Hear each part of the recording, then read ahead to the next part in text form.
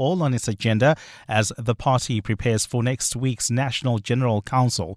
The party's new leadership met on Sunday to prepare its report for discussion when it meets at its biggest gathering between conferences to review the implementation of its resolutions. The ANC in the Western Cape says it's focused on problems affecting the province and its declining electoral support. Lindsay Dentlinger has more. Just 2 years since its elective conference, the newly reconfigured ANC in the Western Cape will head to the party's National General Council with its paltry 19% support in the last elections top of mind. ANC provincial spokesperson Sifiso Mtsweni says although the party governs in coalitions in several municipalities, it's an undesirable position to be in, and a government of national unity was a tactical move. I think one of the things that we'll then have to assess is how far those positives have gone and whether the positives outweigh the negatives. Mtsweni says the party in the province also does not support alleged attempts to remove President Cyril Ramaphosa, saying in any event the NGC is not the appropriate platform for such a discussion. Where we're standing as the Western Cape, there is no discussion to remove the president. There's no discussion to remove anyone in the National Executive Committee. Mtsweni says for the province, the focus remains whether those entrusted to lead the organisation have met the mandate of the 2022 National Conference. Lindsay Dentlinger, Eyewitness News. The MK party has thanked Lucky Montana for his service after he resigned as a member of parliament. It's still unclear why Montana has quit the National Assembly after more than a year since he was sworn in. The resignation comes as the former PRASA boss faces a sequestration challenge from SARS over his 55 million rand tax debt. Tabiso Koba reports. Following his controversial exit from PRASA, Lucky Montana disappeared from public life. He reappeared in August last year when he was sworn in as a member of parliament for the Umkhonto weSizwe party. The move was largely seen as a reward from the MK party leader and former state president Jacob Zuma. Montana was implicated in the Zondo State Capture Commission. However, no criminal charges have been laid against him yet. Instead, he's been involved in a bitter public dispute with SARS, which has resulted in the institution taking the extraordinary step of publicly disclosing his tax affairs after he accused it of fraud and political bias against him. Despite his resignation from parliament, Montana remains an MK party member. Tabiso Koba, Eyewitness News. And at least 12 people have died and around 50 others are still missing after a landslide in Peru's Amazon rainforest region. The landslide struck yesterday in a river, hitting two boats that were making their way to other towns. Both vessels sank as a result of the hit. The Navy says rescue efforts were complicated by the rapid flow of water in the river and that conditions were difficult due to changing weather and fog. Gold is trading at $4,223.40 an ounce. The rand is at 17.09 to the dollar, 22.59 to the pound, 19.85 to the euro. Brent crude oil is at $63.20 a barrel. And in the traffic, we've got some delays on the M1 North. This is just as you approach the Crown Interchange. Peak time delays are piling up there. And then traveling on the N3 North, do remember that we've got roadworks taking place right after Marlborough Drive, and they are bound to cause delays. And in your sport note, Botswana or Ikram Rainers in Bafana squad to battle at AFCON. Durban City have parted ways with coach Gavin Hunt. And Red Bull apologises to Mercedes driver Kimi Antonelli, who's been receiving death threats after comments made at Sunday's Qatar Grand Prix. A partly cloudy day in store for Gauteng with afternoon showers and thunder showers expected. Johannesburg starting at 14 degrees, peaking at 25. Pretoria and Vereeniging both at 14, peaking at 27 degrees. The top story in EWN this hour. The NPA says it's deciding if it'll oppose a bail bid by 5 people accused of recruiting South Africans to join the army in Russia. EWN, in touch, in tune and independent. For the latest, visit ewn.co.za or download the EWN app. This is Breakfast with Bongani Bingwa On 702. Let's walk the talk. 6 minutes after 6 o'clock, it is a Tuesday. It's the 2nd of December, the year of our Lord 2025. My Christmas tree is up as promised. It went up yesterday. All the lights, all the gizmos, all the baubles. And I got to put the star this year. I haven't put the star, because it's not up until there's the star at the top of the tree. Yes. I haven't put the star probably in 10 years. Why did you think it was your turn this time? Because my daughter was at a concert at school. You could have So you waited didn't for ask her. anyone. No, I You didn't just ask went and anyone. you put the star. They haven't objected. They all said, "Oh, it's beautiful." Mostly because they weren't involved in the decorating. You know, I chose the spot in the house because it moves. By the way, every year it moves to a different spot in the house. So it's gone back to a spot it hasn't been in for a couple of years now. So it's great. It's fantastic. I'm really, really thrilled with my tree. Is yours up? What are you waiting for? On our menu today, we're talking about disillusioned voters. How can the IEC get people to register and make sure they vote? For the first time in human history, there are more people suffering ill health as a result of being overweight rather than underweight. The Department of Health is considering making these GLP-1, these expensive drugs that you've been hearing about, maybe more freely available. And just before 9, we're going to tell you about a jazz concert with a difference. This is Breakfast with Bongani Bingwa. On 702. Let's walk the talk. Walking the talk indeed. My name is Bongani Bingwa, and of course I've got an entire team of producers and colleagues that work behind the scenes. You mostly hear my voice, but I can tell you there's a whole lot of work being done behind the scenes. And if you ever tune into our live stream on YouTube, you'll see them scurrying about with pieces of paper. Every now and again, they'll wag a finger at me if I say something wrong. KG starting the clock, Bapelile and Robfiwa, the producers behind the scenes putting the show together. And of course, we've got Garabo for all our social media content. And then on air, of course, you'll also hear Amo Ramila. Good morning, Amo. Good morning, Bongani. Morning 702 Landers. Is the tree up? No, unfortunately, it's not up. We had to, Wait. We are waiting for this week to end because we've got something coming up this weekend, and I don't want it's so to interfere. Yeah, so we will do that. Can we say what the something is now? Because I know what the something is. The listeners need to know what the something is. Yeah, you can Is can it a go surprise? ahead. No, it's not a For surprise. the people who are not invited, and now they're going to hear it on the radio. Oopsie. You've got a birthday party. Yeah, we've got a birthday party for coming one of up. your little ones. Absolutely.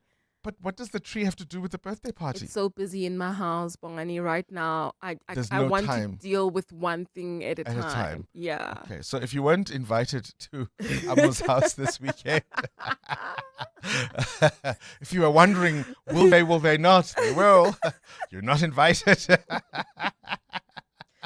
Muteo, is your tree up? Was I invited?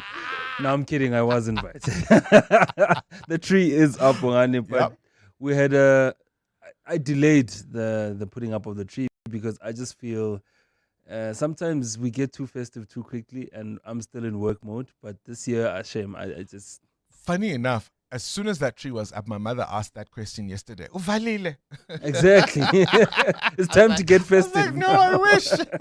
She's, oh, Valile. I'm like, no. 20 more days. Exactly. So you try to delay it, but yeah, it's up now. It's up. Yeah. I mean, are you beginning to feel the vibe and the buzz of the festive season? I haven't heard Boney M in any mall just yet.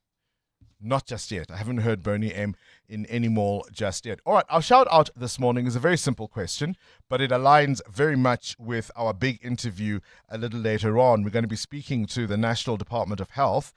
We now have 1 billion people around the world who have some level of being overweight.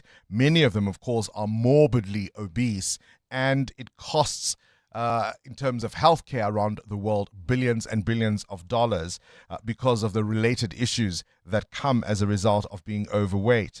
And I want to know from you, do you have a struggle? I've had a struggle with weight that yo-yos my entire life. And it's a constant struggle that never goes away. I want to know, what's the one small change that's made a real difference for you or someone you know? For me, once I'm consistent with going to the gym, and once I'm consistent with eating right, then I kind of manage it for quite a while and quite successfully. Something then happens to derail my schedule, and then I'm knocked out of it. And it's just so much harder to get back. And the thing about it also is that as you get older, you don't get back to where you left off quite as quickly as you used to. I think that's one of the more frustrating things, is that you'll be back at the gym for 3 months and you'll still be feeling like, I don't see the results. Whereas previously, 3 months of gymming used to show you that you were gymming for 3 months. That's what I'm experiencing. What are your struggles with weight? Have you been shamed? Do people make comments? I remember it was years after I'd seen a girl actually that I'd been quite fond of. I mean, I had a sort of crush on her. Many years later, I saw her. "Bongani, you're so fat," she said. No. Bazalala, just like that, in front of everyone. You've In become front so of- fat. So it wasn't even as if she was talking to me in the lift and we were alone. There was a group of people. "Oh, hi, Bongani, you're so fat."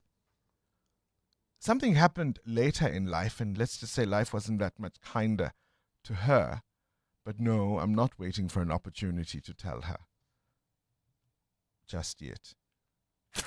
You're with Bongani Bingwa. 7:02 weekday mornings, 6 to 9 Muteo a.m. Haripe, I promise you, please tune into our YouTube live stream, if only for Muteo Haripe's judgment looks. Look, I get front row seats to some of the things you say, and I'm just as shocked as the listeners, He's I'm got sure. judgment looks for days. We want to also, of course, keep you up to speed with the Madlanga Commission of Inquiry. And yesterday was the turn of the former City of Ekurhuleni manager, Dr. Imogen Mashazi. I don't know how much you heard of that testimony yesterday, but it was a train wreck. And I'm going to play you some bits of it, because she, of course, would have been somebody who would have been sitting at the apex of that municipality's structure, and she would have known about a lot of the goings on. Remember, EMPD very much under scrutiny at the Madlanga Commission of Inquiry. One of the issues that has been discussed ad nauseum is the use of blue lights for private citizens linked to the city of Ekurhuleni. So that was one of the things that was at issue. And of course, there was also allegations around this Julius Mkhwanazi, who seems to have had quite a lot of power within the municipality.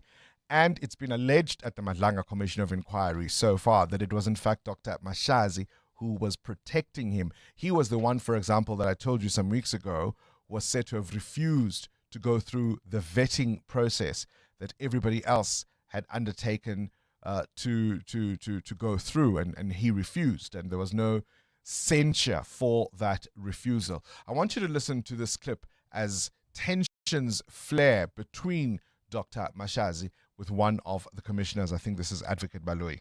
So I'm asking you a direct question. Do you say it as a fact that Colonel Tipa had an improper relationship with Chief Mabiyeye, and in particular, and maybe let me put it specific as what I think you're suggesting, she had a sexual relationship with Chief Mabiyeye? Is that what you're saying? Exactly. And you have evidence of that you will include in your supplementary statement? Evidence of them having an affair. Did you ask for evidence from Olani?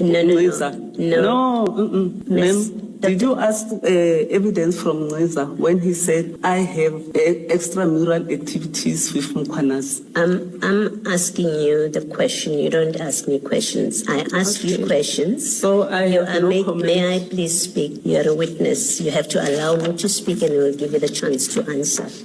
I mean, all sorts of things were coming up, including, of course, allegations she was making about one of the officials whom she says had regular affairs with other workers in the city of Ekurhuleni. She gets pressed later on about what she did about those, but I want you to listen where she's being pressed about what evidence she has for the assertions she is making, and of course she can't really answer. Have a listen. You make very serious statement about Colonel Tipa. I'm not speaking about anybody else at this point. I'm speaking about Colonel Tipa. You make a very serious allegation about her. And what I'm asking of you is, if you know as a fact, can we have it in your statement if it is a fact? Because Colonel Tipa will have to deal with this. Thank you very much, ma'am. Colonel Tipa herself also, she said, I have a close relationship with Mkhwanazi. And I never, in the statement, you asking or the commission asking them that do you have evidence that I have a close relationship with Mkhwanazi? So it's the same answer, ma'am. You can see she is very, very reluctant to give straight answers and responds with visible ennui and really not offering much engagement. And the tensions, of course, between the two continue to grow. Finally, the judge, Madlanga, steps in as a commissioner, of course, as well, and questions Dr. Mashazi about the serious allegations she makes. And he further presses her on what she did about them. 2016. Yeah. So in 2016, you hear that Mapie is not only having improper sexual relationships with the women police officers, but is even raping some of them and harassing others sexually, even using coercion on them. I assume that's coercion for purposes of having sex with them. This is, you get to hear this in 2016, and all you do, unless I misunderstand you, so all you do is to create a platform for women to be promoted. That's all you do. Yeah, she says, well, I promoted them, because she argues that no one laid a formal complaint, and so the best she could do was just make sure that even as these women were being violated, at least they got promotions. Huh? Does that make sense? Muteo? At least bakiba promotile. They got better pay. She was further pressed by Justice Madlanga about why she would not take action. To be empowered, number one, and to be promoted as well. Remember, if there's no formal complaint, how do you start investigating people? That's why I'm referring to the paragraph where I deal with specific sexual harassment, where there's a formal complaint.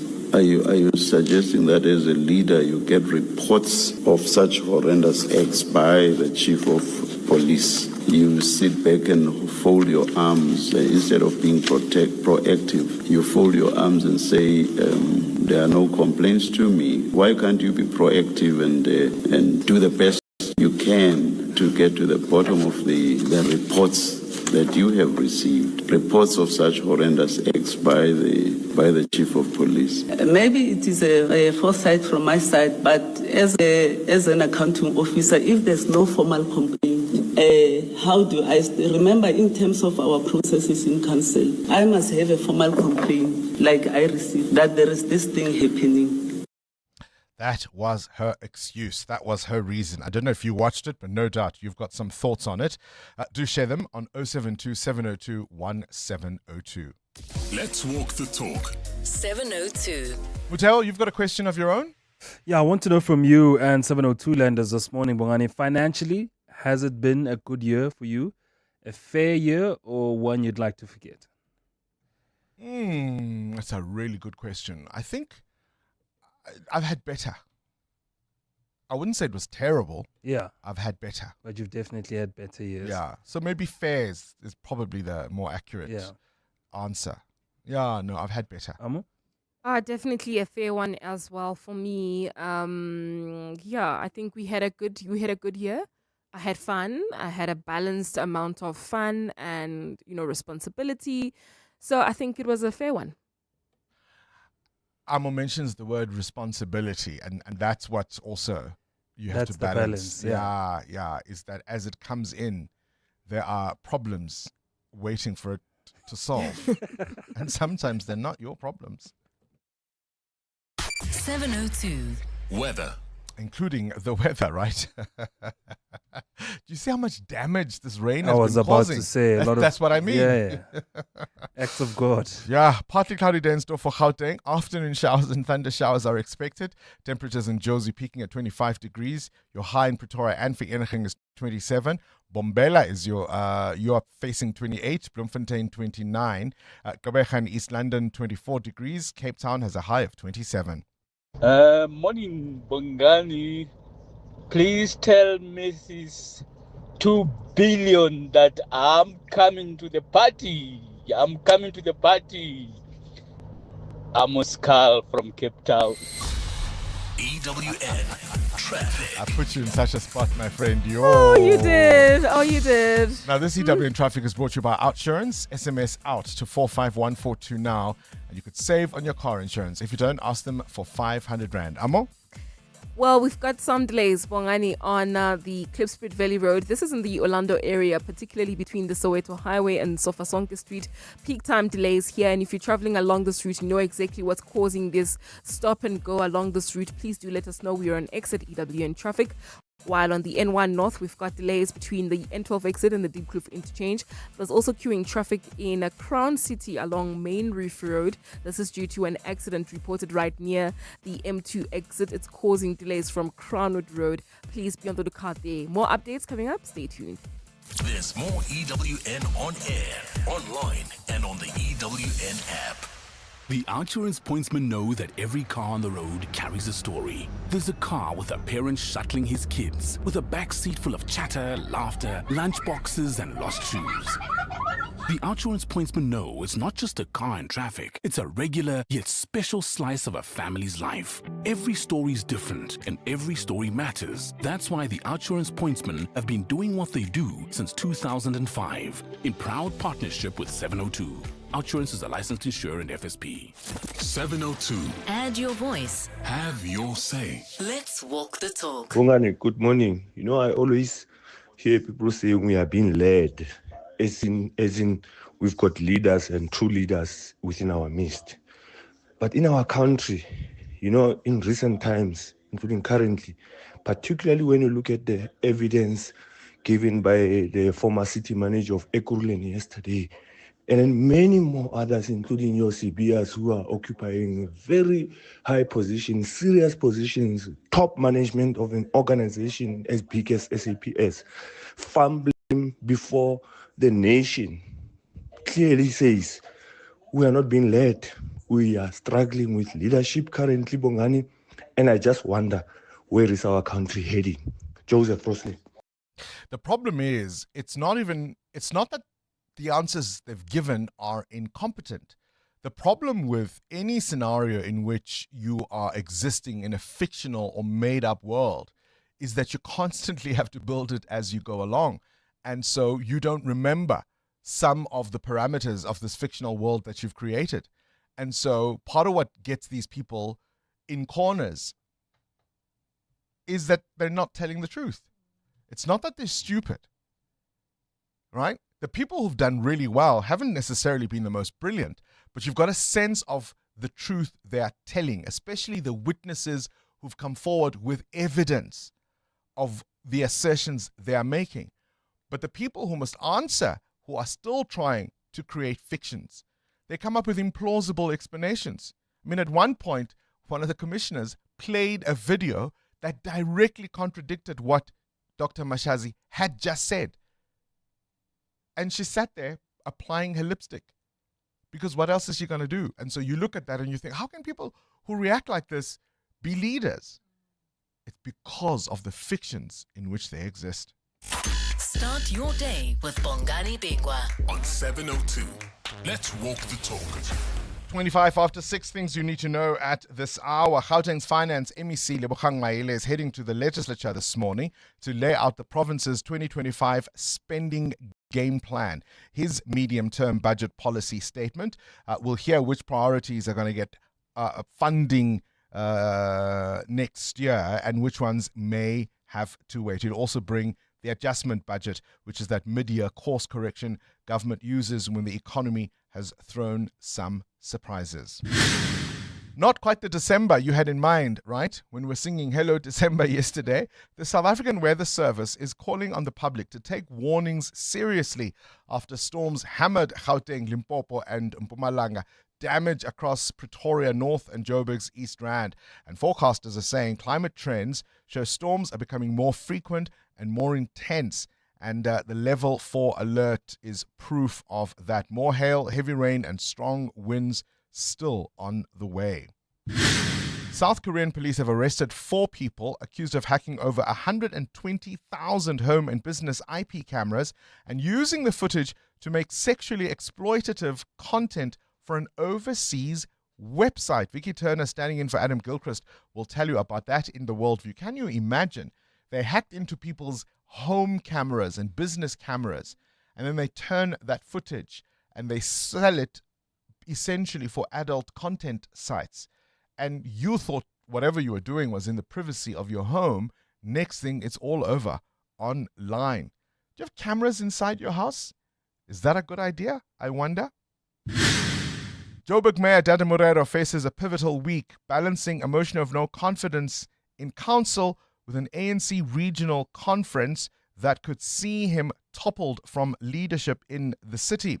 He's expected to run for re-election as ANC chair, and the front runner against him is Loyiso Masuku, the deputy regional secretary. On this day, 1982, medicine crossed a bold frontier. Barney Clark, a 61-year-old retired dentist with a heart so weakened it no longer could beat, but merely just whooshed, was the first person to receive a permanent artificial heart. Clark underwent pioneering surgery at the University of Utah Medical Center. He survived 112 days with a mechanical heart, and it was not just a personal milestone, but a leap for science. And it proved that life could be sustained, for a time anyway, beyond the limits of failing organs. 702.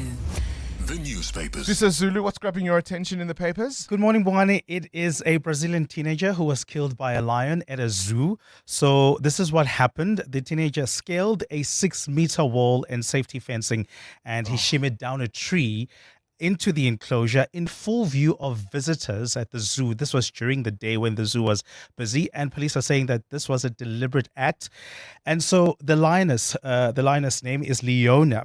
It was just lying next to the glass, separating her from visitors. You know, when you go to the zoo, they lie there and just, I just hope pretty. they don't put it down. And then the lioness just went straight to the boy and pulled him down from the tree, and he attacked him, and he died. She attacked him. The lioness attacked the young boy. And according to those who knew the 19-year-old, they say that he struggled with severe mental illness or health issues, and he dreamed of being a lion tamer. So, nobody predicted that was going to happen. So he just went into the fence and down the tree, and the lioness just attacked him. Front page of the Sowetan, 2 families' dreams shattered. This is around the 2 officers who have been killed, and they've got pictures of the wet conditions in the Johannesburg CBD over the last few days. No plot to oust Cyril is the lead of The Citizen this morning, and the Business Day looking at all sorts of issues. I'm looking actually at the back page of the Business Day. Early money on the box. Perfect European tour showcases South Africa's dominance and depth. EWN Business. All right, Mateo, just remind us your question once more. Financially, has it been a good year? Has it been a good year for you? A bad year? Has it been bad? Or an ugly year? Or just fair? The good, the bad, and the ugly.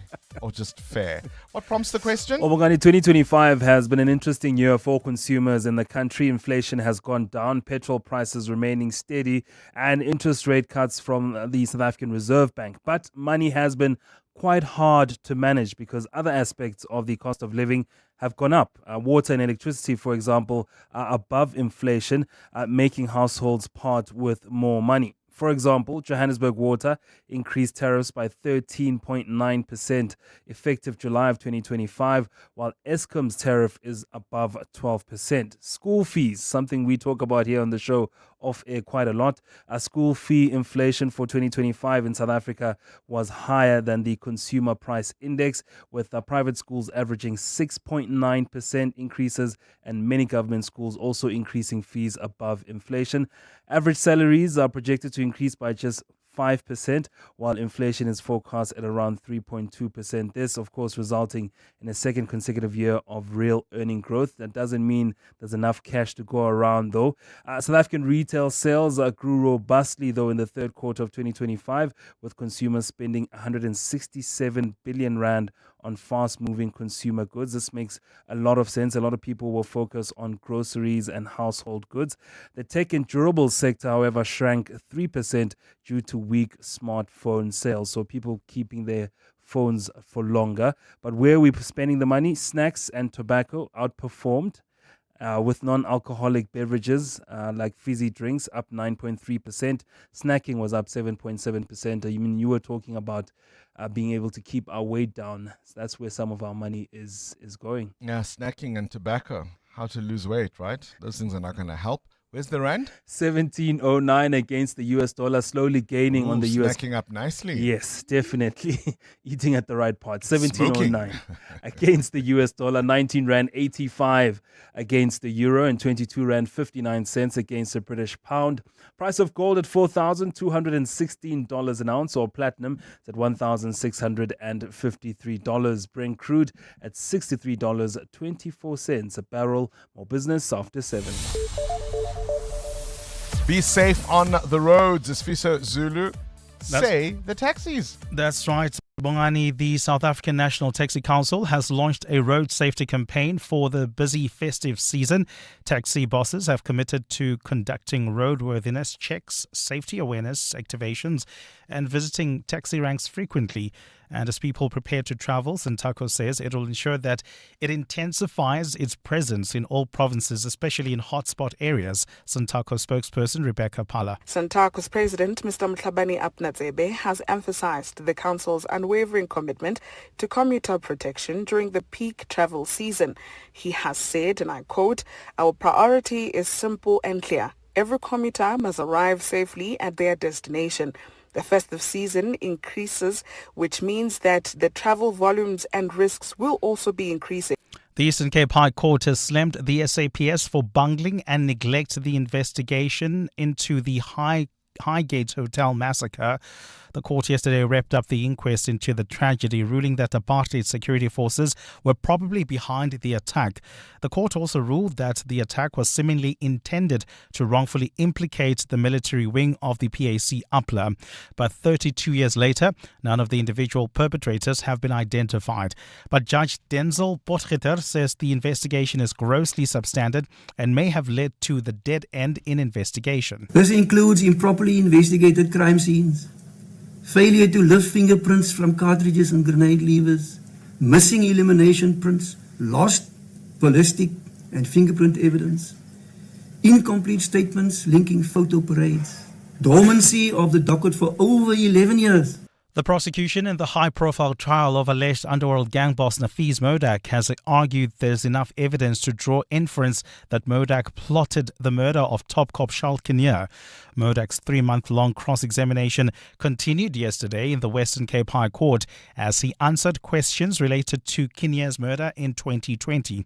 The attack forms part of the 122 charges that Modak faces, along with 14 others who are charged for various crimes related to allegedly operating a criminal enterprise. Carlo Peterson reports. Evidence presented yesterday shows Zane Killian sent messages to at least 8 numbers saved under variations of Nafees Modak's name while tracking slain top cop Charles Kinnear. It's the state's case. Killian used the saved contacts along with one unsaved number to communicate with Modak while they plotted Kinnear's murder. State prosecutor Greg Vormeran says Killian shared information about Kinnear to 4 of the contacts. Vormeran says the state will produce a list of objective facts for the court to infer Modak planned Kinnear's murder. Carlo Peterson, Eyewitness News. And the death toll in flooding and landslides across Indonesia's Sumatra has risen to 631, with 1 million people evacuated. Government agencies and aid groups are rushing to get aid to those affected, while rescuers search for 472 people still listed as missing. The floods, which were caused by a rare cyclone that had formed over the Malacca Strait, have hit 3 provinces and impacted some 1.4 million people. A partly cloudy day in store for Gauteng with showers expected. The temperatures are at lows of 14 degrees, peaking at highs between 25 and 27.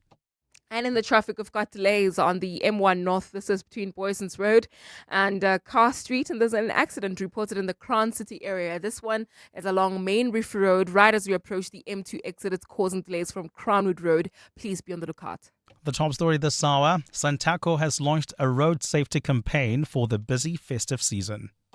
There's a new way to experience all your favorites. Pulse Africa, the 24/7 fast channel, now live on primemediaplus.com and the Prime Media Plus app, bringing you the best of Prime Media around the clock. Watch the biggest moments from 7:02. It's non-stop entertainment and authentic African storytelling, all from Africa's leading media network. Pulse Africa, only on the primemediaplus.com and Prime Media Plus app. Corporates That Care promotes and encourages corporate leaders and all citizens to walk the talk for a better South Africa. Catch Corporates That Care this Wednesday at 10 to 9 featuring NTT Data. The managing executive, Amanda Naidu, will be in conversation with Bongani Bingwa, myself that is. We do this every Wednesday to highlight efforts of companies and brands dedicated to building our country. Corporates That Care is a Prime Media Cares initiative with 702 and Prime Media Outdoor. Let's walk the talk and together make a difference. In life's most challenging moments of loss, compassion can be your greatest comfort. You shouldn't have to face the financial burden of losing a loved one by yourself. Rest assured, Clientele's funeral plans pay out cash within 24 hours. You can cover up to 13 family members on one plan, ensuring all your loved ones are taken care of, and 3 children are covered at no additional cost. With Clientele, you're not just buying a plan, you're also buying peace of mind. When the time comes, you will need to make important calls with your 200 Rand airtime you will receive when you claim. Plans offer double accidental death cover, as well as transport, grocery, and unveiling benefits. Apply today, it's easy. There are no medical examinations and no paperwork. SMS KFM to 31044. That's 31044. Clientele Life is an authorized FSP and licensed life insurer. T's and C's online. Standard rates apply. Hi, this is Carol Shabalala, Hollywood Bet's brand ambassador. It's more fun when it's for fun. Playing responsibly is always a winning strategy. If you or someone you know needs help, call the South African Responsible Gambling toll-free counseling line on 0800 006 008 or WhatsApp help to 076 675 0710. Hollywood Sportsbook is a licensed betting operator. Hollywood Bet supports responsible gambling. No persons under the age of 18 years are permitted to gamble. Winners know when to stop. 702. WhatsApp Bongani on 072 702 1702. Bongani. So, having watched the Madlanga Commission yesterday, the biggest takeaway for me with Dr. Mashazi was just how untouchable basically she felt. And you could see it in her I don't care attitude.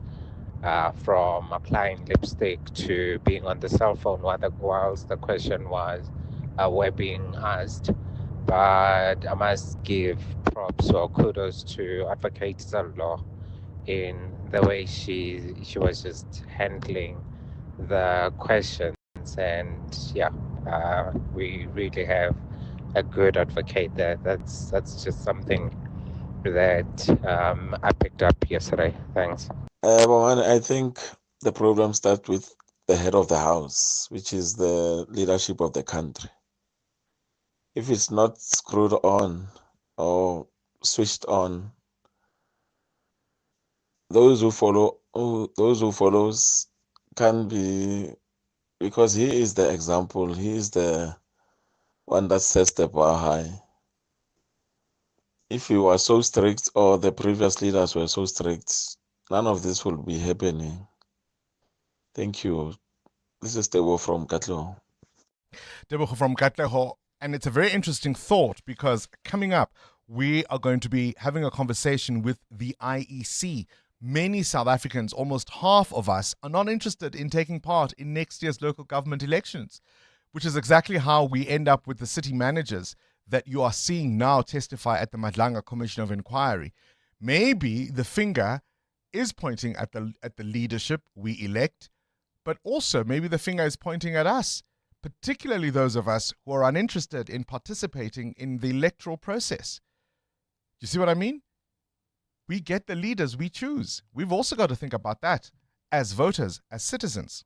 To Landers, regarding weight loss, my late mother had severe rheumatoid arthritis, so exercise wasn't really a good option for her. I can swear by a dietitian.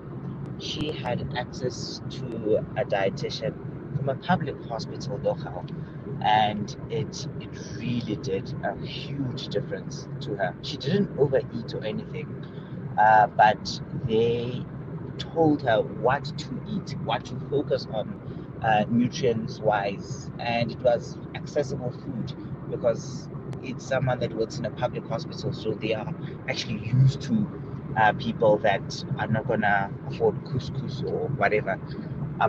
Yeah, but yeah, I really swear by dietitians, guys. Consider that. We're talking, of course, about obesity, increasingly a public health challenge, and it costs the fiscus millions and millions of rands. And for the first time in human history, there are more human beings who have health challenges as a result of being overweight rather than being underweight. It's an important conversation. And I'm asking, what has your battle been? What has your journey been? And what's the one thing that has made all the difference? A dietitian would certainly be one. What else has helped you or someone you know? EWN Sport. Right, Cindy Paluta, let's talk football. Let's talk Bafana. Yeah, the squad announcement yesterday, done very interestingly because Hugo Broos was in Belgium with his family, and so it was done via, he was on a screen and SABC Sport covered it. Yeah. But he wasn't in person to announce the team, which apparently is fine. Good question. Do we need a coach in the room to announce a team? But anyway, no Themba Zwane, no Ikram Reyners. I think Themba Zwane was expected because he was injured. Reyners comes as a bit of a shock. He's sitting third top of the goal scoring table this season. He scored 6 goals. He's alongside another player. He's one behind the person in the lead, Davids. So that's quite a shock for me. Yeah. But Hugo Broos saying that, well, he's got his 23 and he knows that he can 100% rely on those 23, and Ikram Reyners finds himself on the standby list. Look, he'll talk about whatever combinations he has in mind and what that might mean and how they will work. It's difficult to argue with a guy who got us there. So this is the thing, right? Because you kind of go, hang on a second. No. Or are we just too scared to argue with the guy that got us there now? But when And he he was can get it asked wrong, about yeah. Ikram Reyners, he just kind of skirted around the topic. So very interesting for Selection. me. Okay. Yeah, selection there. Their first game, though, is on the 22nd of December against Angola. They'll also play Egypt and Zimbabwe. Newly promoted Durban City FC have parted ways with head coach Gavin Hunt. Durban City are currently 8th on the table. But the club's board felt it was time to axe Hunt due to inconsistency. Another strange one, right? Another one of people going, It's their first season. They're already in the top 10. right. And, I mean, they played a big team I don't. on Saturday. Yeah. And, in fact, they did well for a lot of that game. Yeah, that's wild. This is the PSL, right? Yeah. Go figure. One Betway Premiership game tonight. Arrows hosting Amazulu.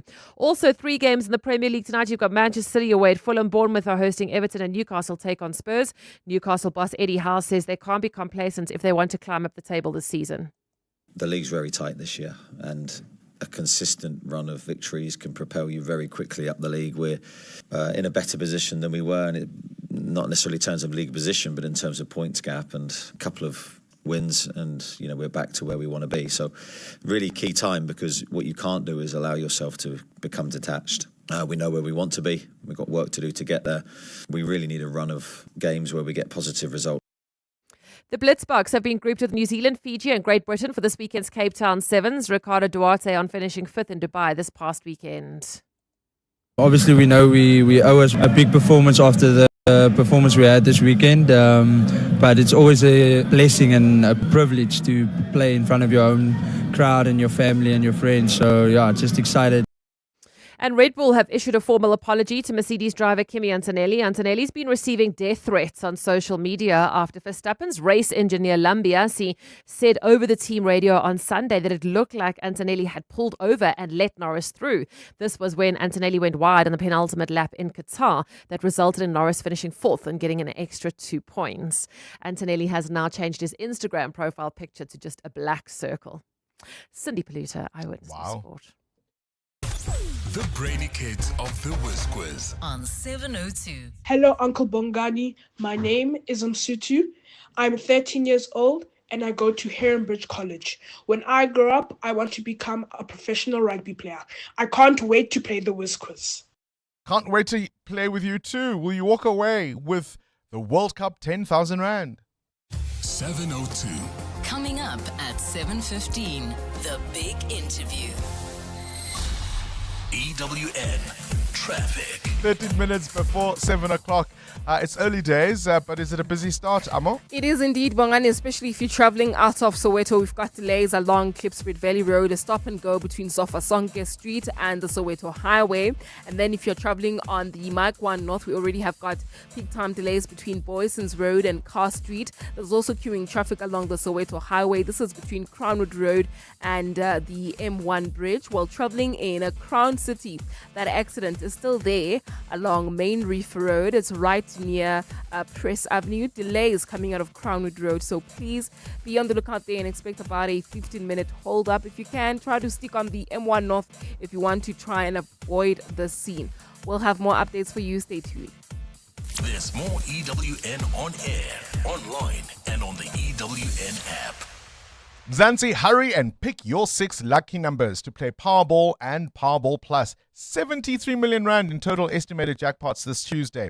Play Powerball for an estimated 62 million Rand and Powerball Plus for an estimated 11 million Rand. Buy your tickets now in-store on nationallottery.co.za, the mobile app, cell phone banking, or simply dial *120 *7529# for USSD. Panda Pusha Play. Players must be 18 years or older. Play responsibly. Ituba is the proud operator of the National Lottery. Business Outsurance are experts in business insurance for real estate agencies, law firms, computer services, and more. Yakolin? We saved a lot of money when we switched over from another insurance company to Business Outsurance. We've had some claims and they were friendly and efficient and paid out when they promised. Switch to Business Outsurance and you could get a massive 20% discount on your business insurance premium. Visit outsurance.co.za. Switch and save today. Licensed insurer and FSP. TCs and information online. Ha, guys, you must know your till slip is gonna get even longer. That new Discount Better Rewards card gets you 10% off instantly. Hey, but now, on top of that discount, you get an extra 5% off on over 140 brands. You just hand in your script or shop from the pharmacy. With 15% off instantly at the till. Your discount till slip never looked better. How nice, man. Coming up in the next hour, what's the question? And it's brought to you by Outsurance. 3,000 Rand in cash is up for grabs. So what you do is you send us an answer based on something you heard in the show that piqued your interest, and you win 1,000 Rand for that. Simply WhatsApp us your name and the answer to 072 702 1702. And of course, a little later, someone else will ask a question to win 2,000 Rand. You stand a better chance of being selected to give us today's answer if you've SMS'd out to Outsurance and got yourself a quote. So do it now. SMS out to 45142 and you could save on your car insurance. Join us. Let's walk the talk. This is 702. Good morning. So I would say the thing that helped me the most, because it's more of the overeating side or whatever, not feeling satiated. There's an app called the Noom app, Noom. And it actually has like little content that you listen to daily, and it teaches you the psychology behind eating. And, you know, the all or nothing thinking that most of us have, like cold turkey, everything just doesn't work. It's not sustainable. So that app really helped me shift my mindset to rather have sustainable, healthy eating instead of depriving yourself for like 2-3 months or whatever, and you just gain it all back. Yep, sometimes it's all about consistency over time. We gain the weight over time. We shouldn't expect to lose it instantly. Who is the whizziest of them all? It's the Whiz Quiz on 702. Up next, conversation about why so many of us don't want to vote. But in the meantime, let's play the Whiz Quiz with Musutu, who is 13 years old and wants to be a rugby player later on in life. Musutu, who's your favorite rugby player? Siya Kolisi, of course. I knew that's what you would say. Well, let's see if you can play a captain's game this morning. Good luck. Thank you. All right, KG, start the clock. In maths, which is longer, 1 hour or 90 minutes? 90 minutes. Correct. Spell the word hearing. H-E-A-R-I-N-D. Correct. Which sport uses terms like hole-in-one and caddy? Golf. Correct. True or false? A leap year in February has 29 days. Correct. The word refrigerator is shortened to which word? Fridge. Correct. True or false? The ostrich bird is the South African bird with the longest legs.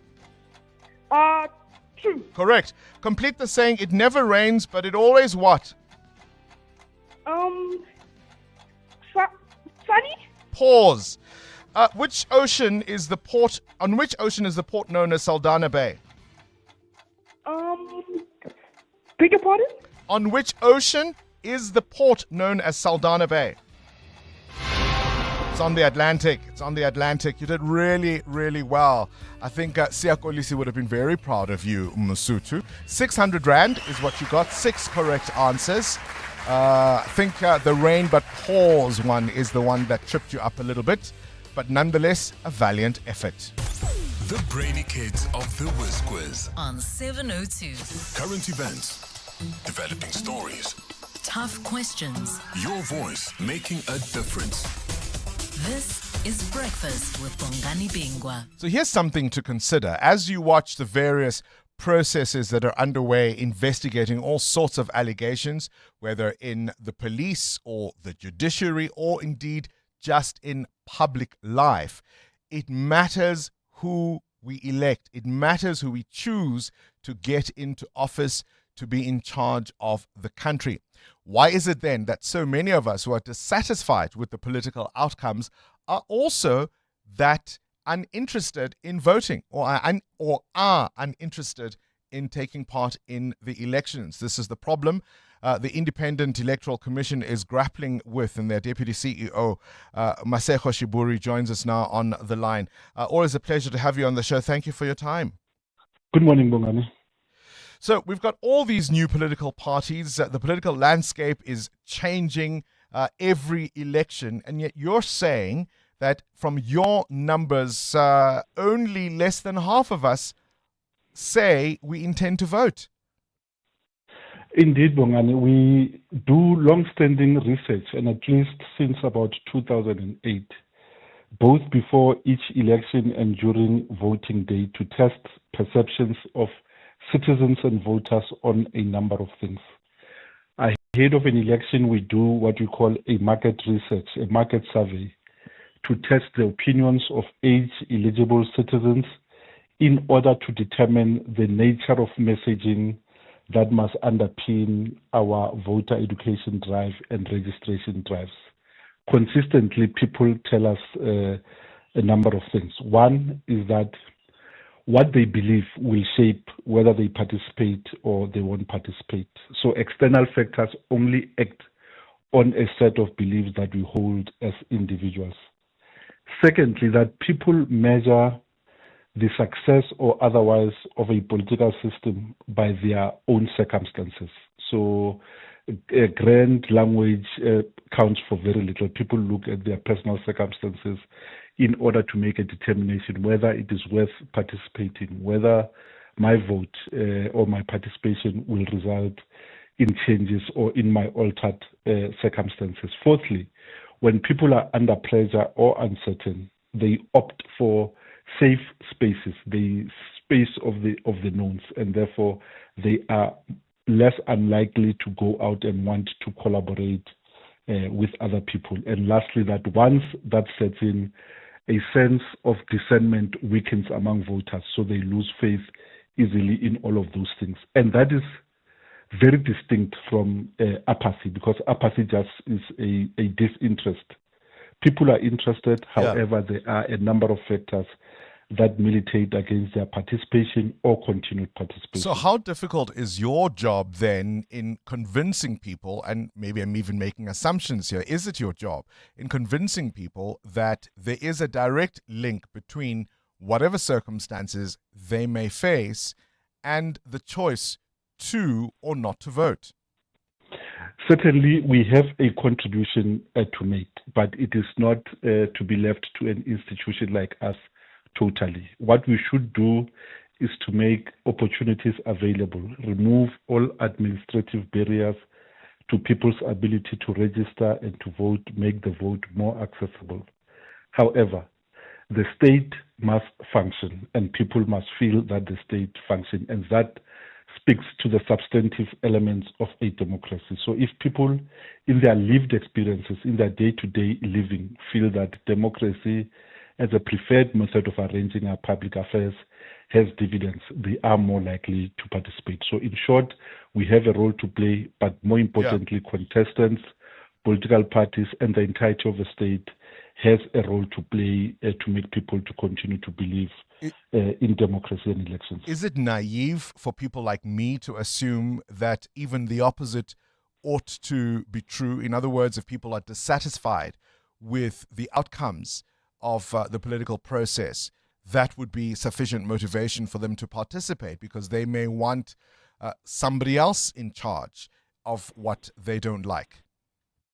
You'd think that is an obvious factor, but the voters are more discerning, because in some of the studies they tell us one thing, that while we have a litany of political contestants on the ballot paper, they are not spoiled for choice, because once elected, the voters' perception is that political contestants and parties behave in the same way.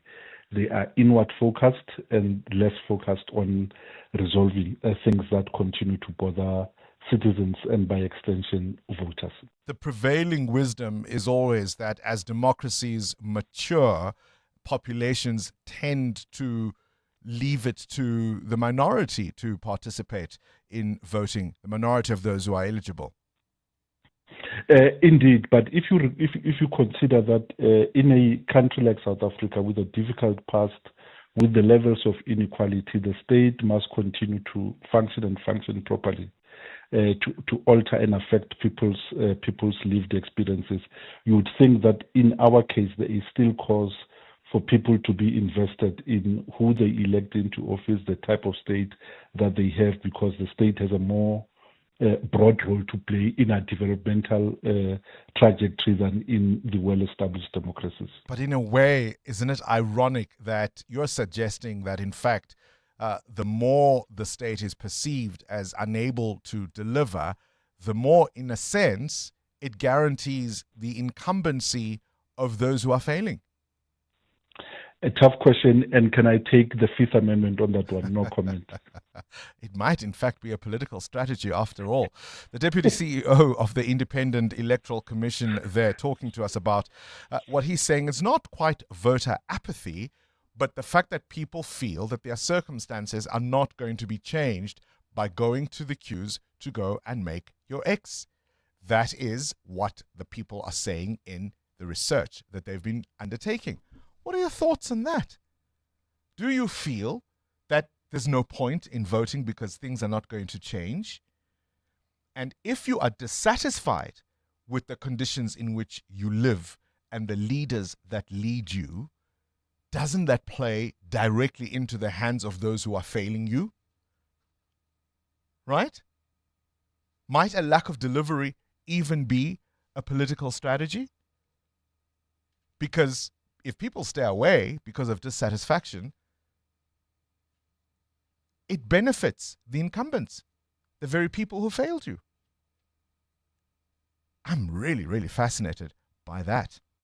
702. Coming up, the big interview. There are now more people in the world than at any time in history who suffer health challenges as a result of being overweight than being underfed. It's a growing problem and it costs healthcare around the world millions and millions of dollars. So, would these new pills and new medications that have come onto the market help make the obesity problem go away? Could we even afford it? Up next, a conversation with the Department of Health. After this Eyewitness News, of course, brought to you by Khalix. Khalix for the businessman who knows what he wants. This is EWN. Another vote of no confidence in the Joburg mayor. Will it work this time? And Imogen Mashazi is expected to return to the Madlanga Commission after a rocky start. Good morning, I'm Sfiso Zulu. Johannesburg Mayor Dada Morero is in the firing line once again as he's set to face a motion of no confidence today. The latest attempt to remove him from office was tabled by the UDM, AIC and Al Jama. The minority parties recently left the ANC-led coalition government, citing a lack of confidence in Morero's leadership.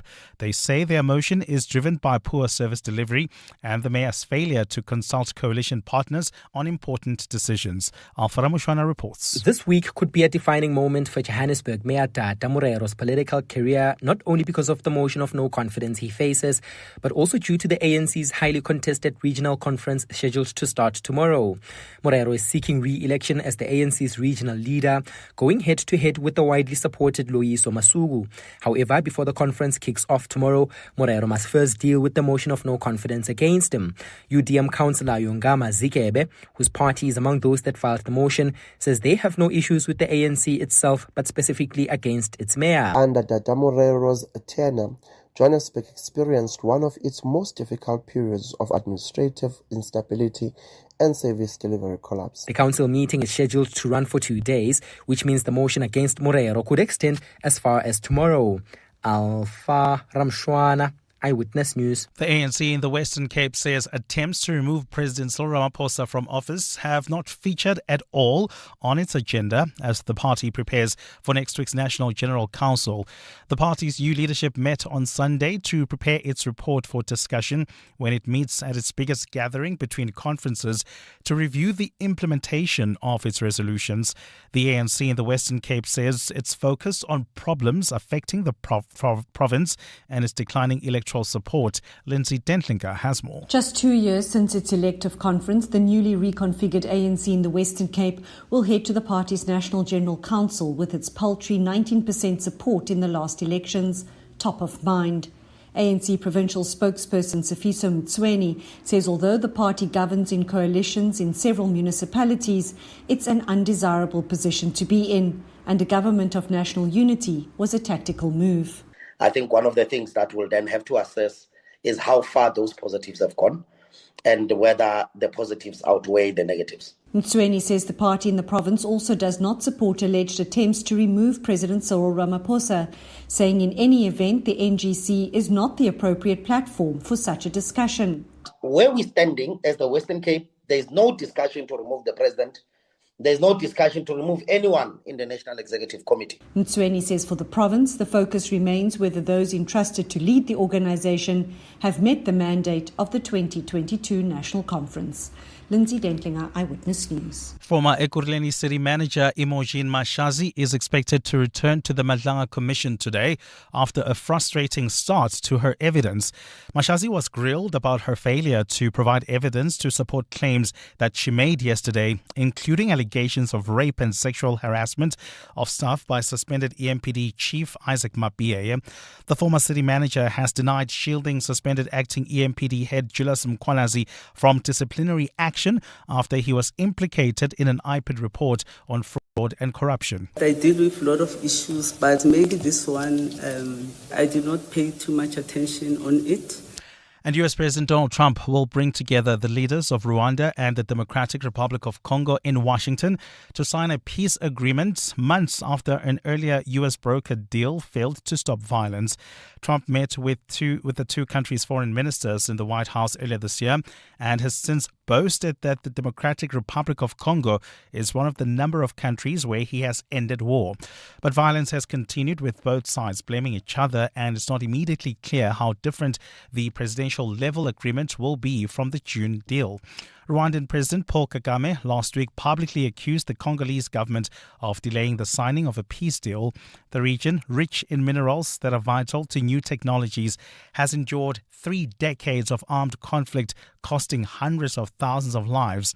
Violence intensified in January when the Rwandan-backed M23 armed group captured large parts, including the cities of Goma and Bukavu. White House Press Secretary Caroline Leavitt confirmed the meeting during a press briefing yesterday.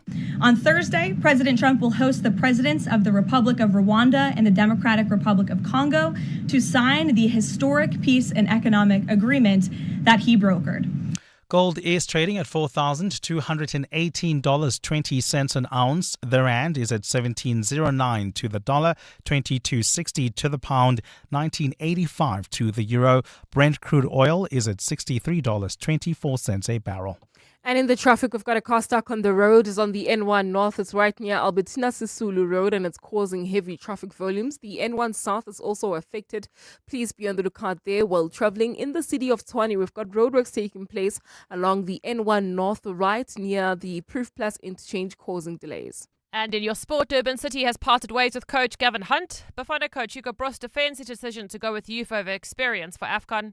3 games in the Premier League tonight, including City away at Fulham, Newcastle host Spurs, and New Zealand 6 wickets down after being sent into bat by the West Indies in the first test. A partly cloudy day in store for Gauteng with afternoon showers expected. Johannesburg is at a low of 14 degrees, peaking at 25. Pretoria and Vereeniging both at 14 degrees, peaking at 27. The top story in EWN this hour. Johannesburg Mayor Dada Morero is in the firing line once again as he's set to face a motion of no confidence today. EWN, in touch, in tune and independent. For the latest, visit ewn.co.za or download the EWN app. And just like that, it's the end of the year. Time to celebrate all the successes, toast to all the challenges, and reward your loved ones and yourself for a job well done. This Christmas, Khalix has thoughtful gift ideas at incredible value for money. From polo shirts and beautiful cotton shirts to fragrances, sneakers, and more. Get your Christmas shopping in the bag and make the thought count by counting on Khalix, for the businessman who knows what he wants. This is Breakfast with Bongani Bingwa on 702. Let's walk the talk. Well, you saw him in Parliament, right? Answering questions from MPs, that ad hoc committee looking into the allegations that were made by the KZN Police Commissioner, Lieutenant General Ndlandla Mkhwanazi. It led to the suspension of Senzo Mchunu. He's no longer police minister. There's every indication he may never return to that position. He is due to testify at the Madlanga Commission of Inquiry today. That is going to be the big fireworks story of the day. Yesterday, it was the former city of Ekurhuleni manager, Dr. Imogen Mashazi, who was testifying. And I've played you a couple of clips already, but perhaps one more as we deal with what was unfolding in the city of Ekurhuleni and the questions Dr. Mashazi was facing. And this time, of course, it was Justice Madlanga himself who was posing questions in terms of the serious allegations she was making, but unable to provide the evidence for. Have a listen to this exchange. Commissioner, as I indicated that I cannot just from hearsay that there are this thing. I had to wait because there are processes in council. You can't just say there is this general view about an individual. Therefore, I'm investigating this individual. I must have something in writing that this person has come about 1, 2, 3. Then I must write a report to council and ask council to give me permission to investigate, to suspend and investigate an individual. I could not unilaterally hearing from them as a group saying there is this thing happening. And I know that as an accounting officer. Who did you get the reports from? It was a female officer. Was it the affected women officers? Affected women officers in the department. So that's not hearsay. It's people who are affected. But they must do it in writing. Sorry. Right? Do you remember who Dr. Mashazi is? Can I remind you? We interviewed her just a few months ago. This was when, of course, as the Ekurhuleni city manager, she'd reached retirement age and the council expected her to step down. And she was refusing because she said nobody could do the job better than she could. That's the same Dr. Mashazi. Remember this little exchange on this show?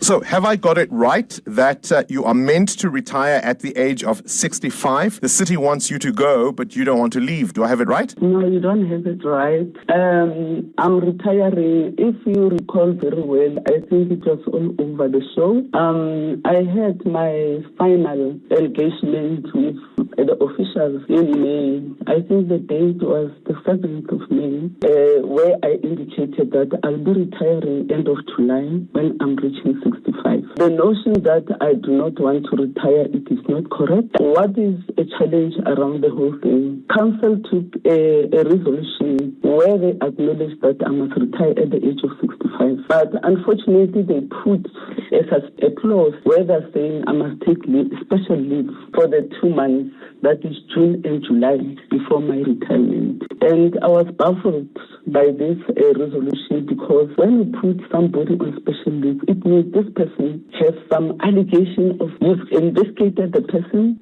She has some financial misconduct and so forth. There's nothing like this. It's about council not wanting to pay me the remainder of my term.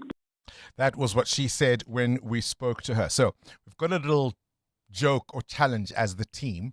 Every day, because we're encouraging ourselves to read, we have a word of the day.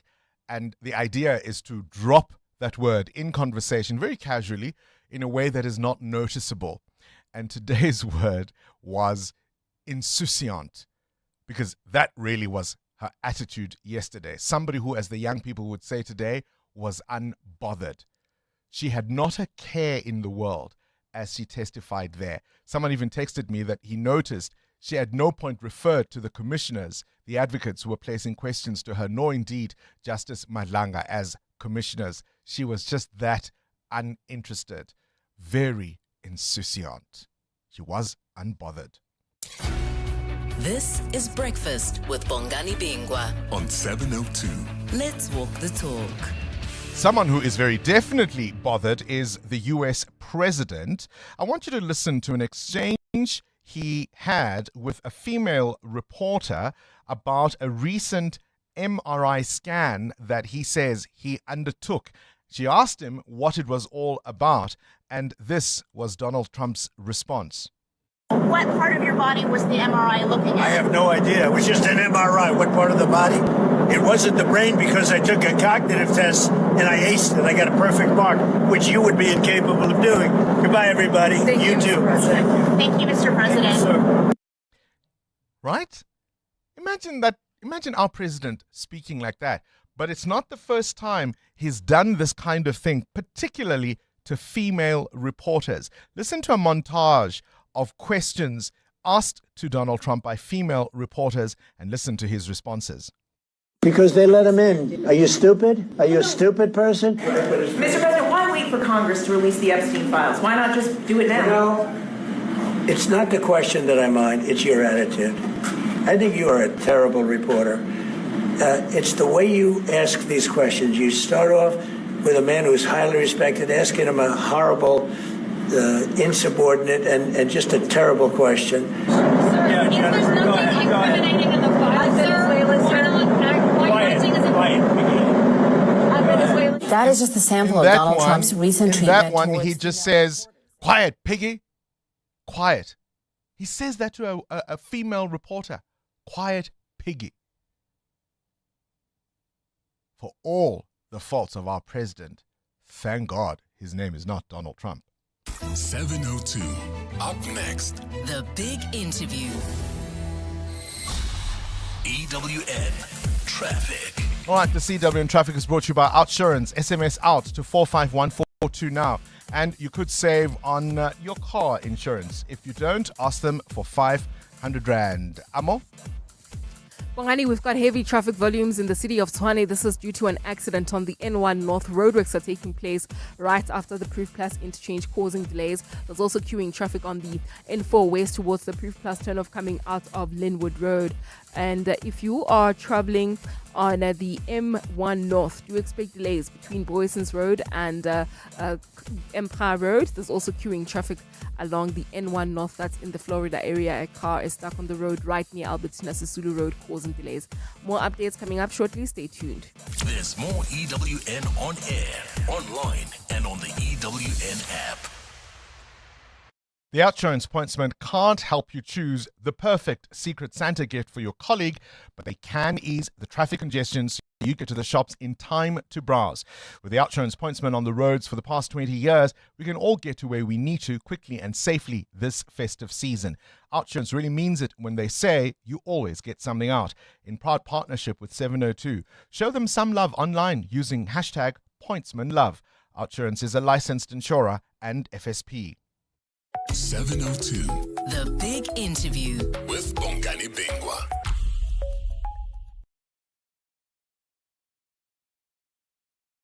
All right, here is an issue we all need to pay some attention to. Approximately 31% of men and 68% of women in South Africa are classified now as either overweight or obese. That's what the National Food and Nutrition Security Survey revealed last year.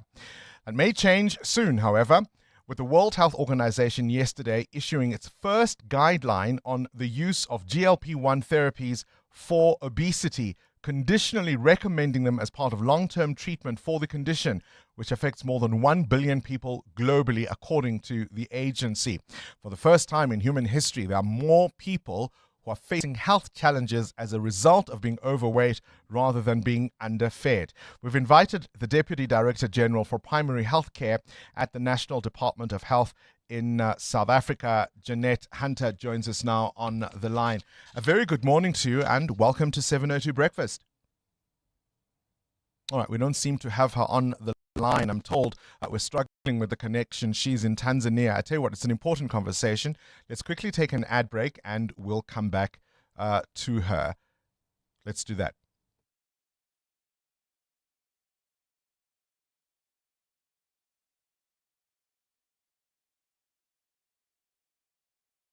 Join us. Let's walk the talk. This is 702.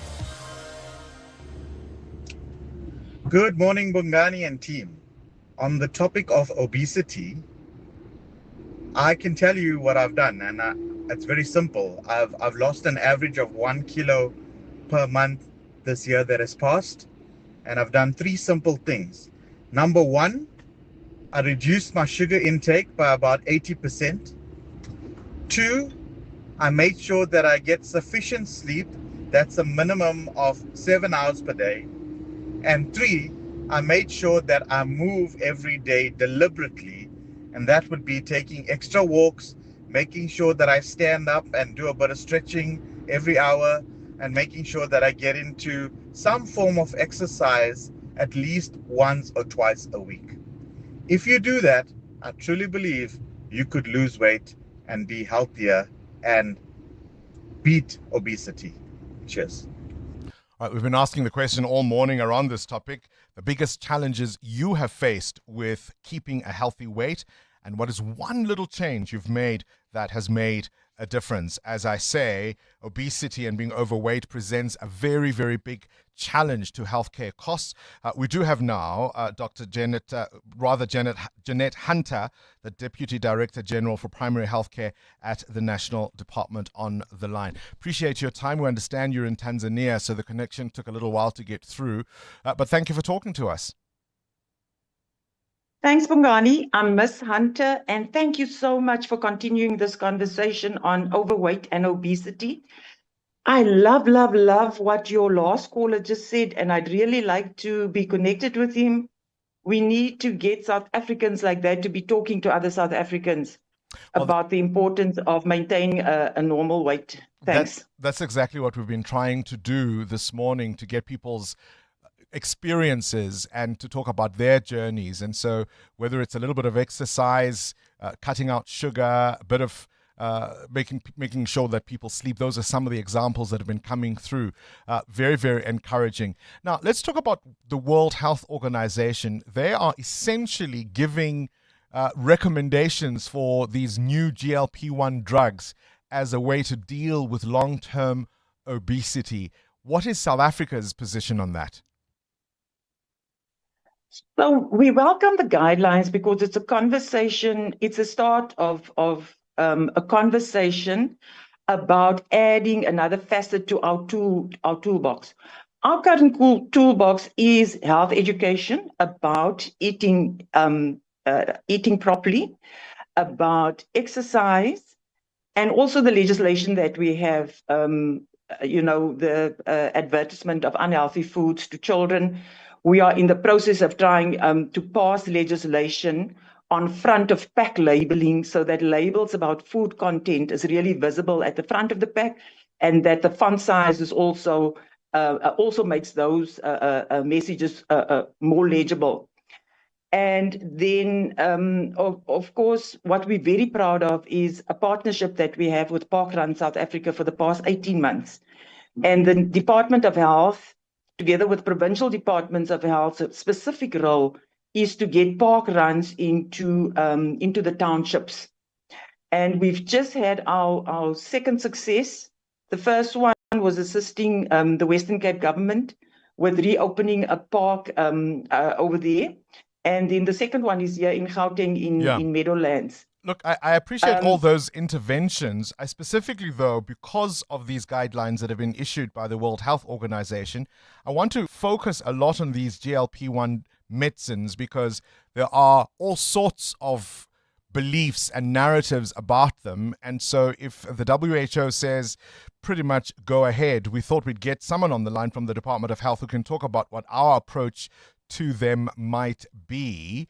There are people, of course, who are critical, who see them perhaps as the easy way out rather than the interventions you have mentioned. On the other hand, many who have tried and struggled over time say this is a welcome development. Okay, yes, thanks for getting me to refocus on the GLP-1s. So our position at the moment is our Essential Medicines List Committee has prioritized the review of these because for any medication to be available in South Africa, it's got to be on our essential medicines list. Yes. And so the committee has to review it, and it has to look at the cost effectiveness of it, because at the moment the medication is quite costly, even for people in private sector, even struggle with the current prices of that. And just for clarity, just for clarity, yes? I mean, we're using the generic term GLP-1 medicines, but perhaps you can mention some of the more popular names so that listeners can understand exactly what we're talking about. We are talking about your Ozempics and the Mounjaro, and then there's liraglutide. So that's what we are talking about. Yeah, people are more familiar with those terms, with the proprietary names of the GLP-1s. And so once that review has been done and it comes out, favorable, we will engage pharmaceutical companies to talk about probably more acceptable pricing. Remember, we've got a good track record. We've got lessons to learn from our antiretroviral journey in this regard. And the reason why the WHO has brought out these guidelines, but the recommendations is also a moderate recommendation, because the scientific evidence on the effects of long-term use is not yet clear. And also, what happens when people come off them. There's not a lot of evidence on that. Early signs seem to show that people do gain weight again. And this is a cautious recommendation from the WHO, because they recognize that this is a new area. There's not a lot of maturity in terms of the science available, but it's why they've done it and why South Africa is reviewing the possible use is that obesity has become a huge problem in our country, Bongani. We've got the largest proportion of overweight and obese people on the African continent, and you will remember the negative effects obesity had during COVID. There's a strong link between people who died of COVID and obesity. And this is why there is this belief to say, let those who struggle be helped. Because I was going to say, I was going to ask that given the heavy burden on public health and what that means in terms of cost, right, to treat overweight and the obesity challenge, wouldn't considering adding these to our essential medicines list help with that? And do you not foresee a scenario at some future date where the prices might even go down because of that? Absolutely. As I said, exactly as it was with antiretrovirals, they were unaffordable in the beginning of us starting our program of getting people who are HIV positive onto antiretrovirals. And that is why the National Essential Medicines List Committee is going to do that cost effectiveness analysis so that we have the evidence for showing in the end it might be wiser to invest in this medication than to be treating people with complications of diabetes, complications of cardiovascular diseases in hospital, and also the loss of economic viability, and productivity for the country from people who are chronically ill. Is there a concern at all about, substandard or illegal products being marketed and people using medicines that may not be safe, that may not be officially recognized? We definitely have a concern about black market products because it is going to jeopardize the safety of South Africans. And that is why we're also on a drive to educate people in general about the dangers of taking unregistered medicines. Similarly to substances, people were touting in place of vaccination during COVID.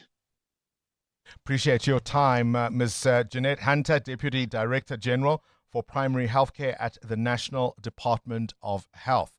What would you feel about that, making these medicines more readily available? Because ultimately, if you think about all the burdens being overweight or even obese place on the health system, it might just be cheaper to give people a shot of this stuff versus dealing with, say, complications of diabetes over a period of time or over a lifetime, hospitalization, etc., etc. At scale, maybe this is the magic pill we've all been waiting for. EWN Traffic. 28 after 7, the CWN Traffic brought to you by South African Airways. SAA now operates 2 flights a day to Gaborone with morning and afternoon departures. Book now at flysaa.com. Amo? Well, Bongani, there's an accident reported on the N1 South heading towards Soweto. This one is right near the N17 turnoff. It's causing delays coming out of Albertina Sisulu Road. And on the opposite side of this road, we've got a stationary car. It's right near Albertina Sisulu Road, also causing delays. So please be on the lookout there. I'll have more details coming up shortly. Stay tuned. There's more EWN on air, online, and on the EWN app. Experience Johannesburg to Gaborone with South African Airways, where comfort meets convenience. Enjoy premium service, flexible morning and afternoon departures, and warm hospitality. For a limited time, return fares start from just 2,700 Rand, all inclusive. Book by 4 December at flysaa.com. South African Airways, bringing you closer. T's and C's apply. EWN Business. All right, let's talk business news. 29 after 7. New vehicle sales increasing by quite a number in November, Muteo. Yeah, South Africa's new vehicle market has shown signs of improvement, indicating that some households are starting to recover financially. South Africa's new vehicle market had a strong November. Sales up 12.5% to 54,896 units, largely driven by the lower fuel prices, easing inflation in the country, and more interest rate cuts in the market. Fuel prices fell sharply in November of 2025. Petrol by 51 cents per litre, diesel by up to 21 cents. Owing to the lower international oil prices. New passenger car sales were up 11% to 39,158 units, with car rental sales accounting for 21% of sales. Exports, though, during the period were down almost 4% as geopolitical tensions provide instability in that segment. The Blue Bank, happy with itself?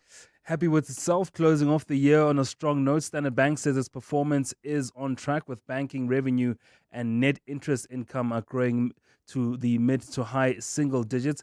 For the first 6 months of the 2025 financial year, the group reported headline earnings of 24 billion Rand. That's a profit. Banking revenue growth is also expected to be at the mid to high level. Now, return on equity is also expected to be high at between 17 and 20%.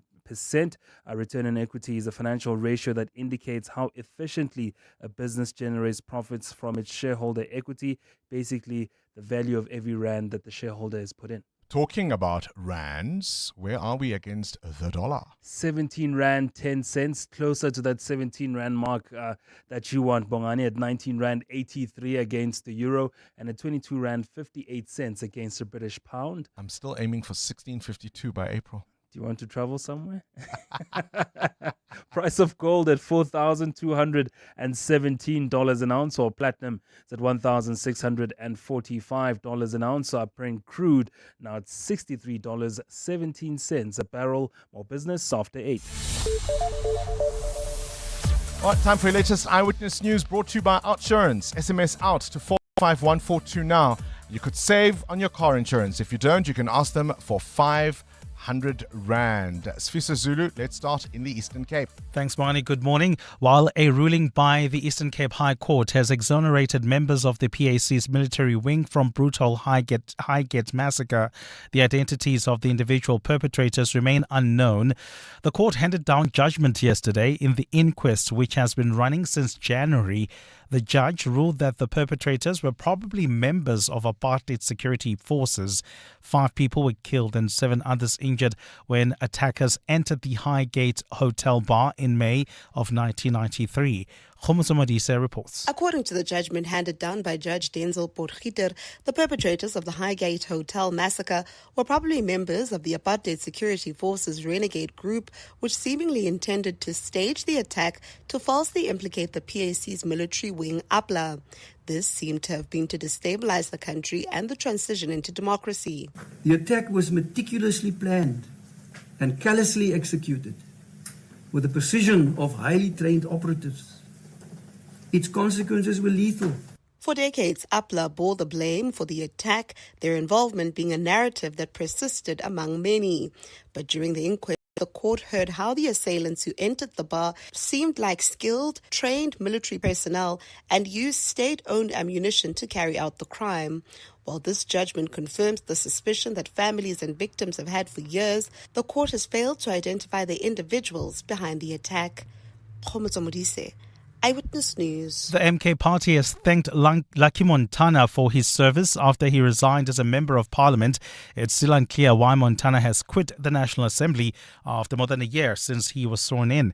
The resignation comes as the former PRASA boss faces a sequestration challenge from SARS over his 55 million rand tax debt. Tabiso Goba reports. Following his controversial exit from PRASA, Lucky Montana disappeared from public life. He reappeared in August last year when he was sworn in as a member of parliament for the Umkhonto weSizwe party. The move was largely seen as a reward from the MK party leader and former state president Jacob Zuma. Montana was implicated in the Zondo State Capture Commission. However, no criminal charges have been laid against him yet. Instead, he's been involved in a bitter public dispute with SARS, which has resulted in the institution taking the extraordinary step of publicly disclosing his tax affairs after he accused it of fraud and political bias against him. Despite his resignation from parliament, Montana remains an MK party member. Tabiso Goba, Eyewitness News. The South African National Taxi Council has launched a road safety campaign for the busy festive season. Taxi bosses have committed to conducting roadworthiness checks, safety awareness activations, and visiting taxi ranks frequently. As people prepare to travel, Santaco says it will ensure that it intensifies its presence in all provinces, especially at hotspots. Santaco spokesperson Rebecca Pala. Santaco's president, Mr. Mhlabani Apnatsebe, has emphasized the council's unwavering commitment to commuter protection during the peak travel season. He has said, and I quote, "Our priority is simple and clear. Every commuter must arrive safely at their destination." The festive season increases, which means that the travel volumes and risks will also be increasing. And more than 120,000 people are expected to attend Pope Leo Mass in Beirut today. It's the final day of his Lebanon visit and a chance to pay his respects at the site of the huge 2020 port explosion. The pontiff arrived from Turkey on Sunday on his inaugural visit abroad as Pope. Lebanon is still reeling from the massive death and destruction caused by Israel in its latest war with local group Hezbollah, before heading to the port where an explosion killed more than 220 people 5 years ago. The Pope will visit a psychiatric hospital run by nuns in the capital. Yesterday, Pope Leo called on Christians and Muslim religious leaders gathered for an inter-religious meeting to combat intolerance and violence. In an age when coexistence can seem like a distant dream, the people of Lebanon, while embracing different religions, stand as a powerful reminder that fear, distrust, and prejudice do not have the final word, and that unity, reconciliation, and peace are possible. A partly cloudy day in store for Gauteng with showers expected. The temperatures are at lows of 14 degrees, peaking at highs between 25 and 27. And in the traffic, we've got a major accident scene reported on the N1 South heading towards Rivoli. It's right after Albertina Sisulu Road, causing heavy delays. There's also queuing traffic on the northerly direction of this route due to a car stuck on the road. While traveling on the Mark 1 North, please be on the lookout for peak time delays between Boysons Road and Empire Road. The top story this hour, while a ruling by the Eastern Cape High Court has exonerated members of the PAC's military wing from the brutal Highgate massacre, the identities of the individual perpetrators remain unknown. You could spend 10 minutes trying to fix the office printer or get a 10-minute quote from Outsurance that could save you thousands on your car insurance. For her 2025 Hyundai Exter, 65-year-old Helena now pays only 398 Rand a month. And for her 2024 Haval H6 4x4, 50-year-old Priya pays just 1,178 Rand a month. Ready to get more out of your car insurance? SMS out to 45142. That's out to 45142. Outsurance, licensed insurer and FSP. TCs and information online. Clement Maniatella. Weekday mornings, 9 to 12. 9 to 12. My understanding is that he has been practicing throughout the years, and I suppose when these matters are delayed for so long, I mean, there could be prejudices on other people by the very same person who probably, if the Johannesburg Society of Advocates found that they've brought disrepute and they've not behaved in the manner that advocates are supposed to behave, should have been struck off the roll. But because of the delays, you've allowed someone to still practice for so many years, and in the process may have prejudiced other people. I hear what you say about the prejudice that other parties may suffer, but in this case, the delay was caused by Advocate Simalani's own 2017 appeal, and the appeal was finalized in 2023. Advocate Myron Durance, the Vice Chair of the Johannesburg Society of Advocates. Clement Maniatella. 9 to 12 on 702. At Isuzu, we know every delivery, every kilometer, and every load is building something bigger. This truck month, set your business up for success with special deals across the Isuzu N and F-Series ranges. Don't get left behind. Speak to your Isuzu truck specialist or call 08600 Isuzu and secure your truck month deal today. Isuzu, with you for the long run. T's and C's apply. Whether it is a CCMA referral, problems with a mechanic, unfair blacklisting, or an uncontested divorce, Clientele Legal offers professional legal services to all South Africans. Our plans are affordable, and you receive up to 745,000 Rand worth of legal services per year. We cover civil, criminal, and labor-related matters. Our nationwide legal teams are standing by to support you 24 hours a day. Plus, all plans include a 5,000 Rand bail benefit. Join today. SMS LEGAL to 48721. That's legal to 48721. Clientele General is an authorized FSP and licensed non-life insurer. T's and C's online. Standard rates apply.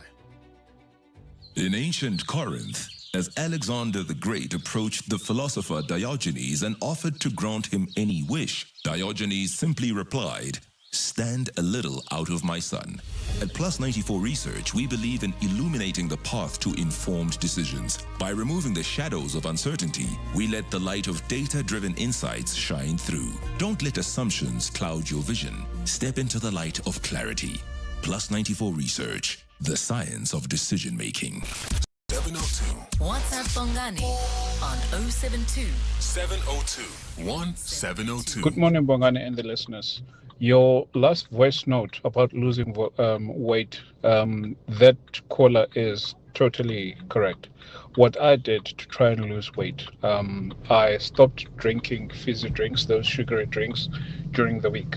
I only take them on weekends. And even with that, I don't do more than 3 glasses in a weekend. And that has actually had a serious impact in my weight, where I lost between 6 and 8 kilograms. Morning, Bongani. I've started intermittent fasting about 3-4 months ago, and I'm confined to 1 meal a day, Monday to Friday, try my best to do. And I've seen dramatic results. I've lost about 12 kilos in the process, and I'm looking forward to losing more. This is Papla from Easterus. Hi, Bongani. I'm just worried about these medicines because I heard recently that there was a shortage of diabetes medication because people were taking diabetes medication for diet or for losing weight. So I'm just worried about what that would mean for people who have diabetes. Good morning, Bongani. While I do not have an issue with the GLP-1s and all the other drugs, the one thing that we're not talking about it is how expensive fruit and vegetables are. And looking at how much people are spending on food, and you can't afford fruit and vegetable, that is also contributing, because then the more unhealthier food tends to be a lot cheaper than what fruit and vegetables are. So that's a conversation that also needs to be had. It's a stunning conundrum, isn't it? Because the impact of obesity on public health care is enormous in terms of the monies that are spent. Quite apart, of course, from the health issues people will develop. So you can lump into there things like cardiovascular diseases, so everything from high blood pressure to even strokes. Obviously, diabetes is a risk. There are respiratory issues that come with being overweight, osteoarthritis, for example. I mean, I can go on and on and on. If you think about what it takes for any public health care system to then treat all of those as a result of one particular cause. If you deal with that cause, you are dealing with so many other factors down the line that you will avoid. On the other hand, Nigel, as many people are pointing out, these drugs are expensive, and maybe we'll find some clever way to bring down the price like we did with the antiretrovirals. But in a country where you have heard of examples of mothers being forced to poison their starving babies, how do we deal with procuring these medicines to deal with the challenge of being overweight? Do you see what I mean? It's not a simple answer in the country that is the most unequal society in the world. Hey? What a conundrum. 702. What's the question? What's the question is brought to you by Outsurance, a chance for you to win up to 3,000 Rand in cash. So first we'll give away 1,000 Rand for the answer, and then a little later 2,000 Rand if you can give us the question. SMS out to 45142 now, and you could save on your car insurance. If you don't, ask Outsurance for 500 Rand. We've got Simpiwe on the line. Simpiwe, give us today's answer, please. Morning, Sabong. Today's answer is 1 billion. And tell me, Simpiwe, have you got yourself a quote from Outsurance? Of course. Your biscuit, 1,000 Rand is coming your way, all thanks to 702 and Outsurance. Well done. Thank you, mate. The answer today is 1 billion. What's the question? Call us if you know on 011 883 0702. EWN Sport. 16 minutes before 8 o'clock, Cindy Paluta joins us now to talk about the world of sport. We're still sitting pretty as Orlando Pirates, but it's only halfway. So still early, but you know, it's a nice place to be. Yeah, 1 round to go before we break for AFCON, and Orlando Pirates are 3 points clear at the top of the table, 3 ahead of Sundowns.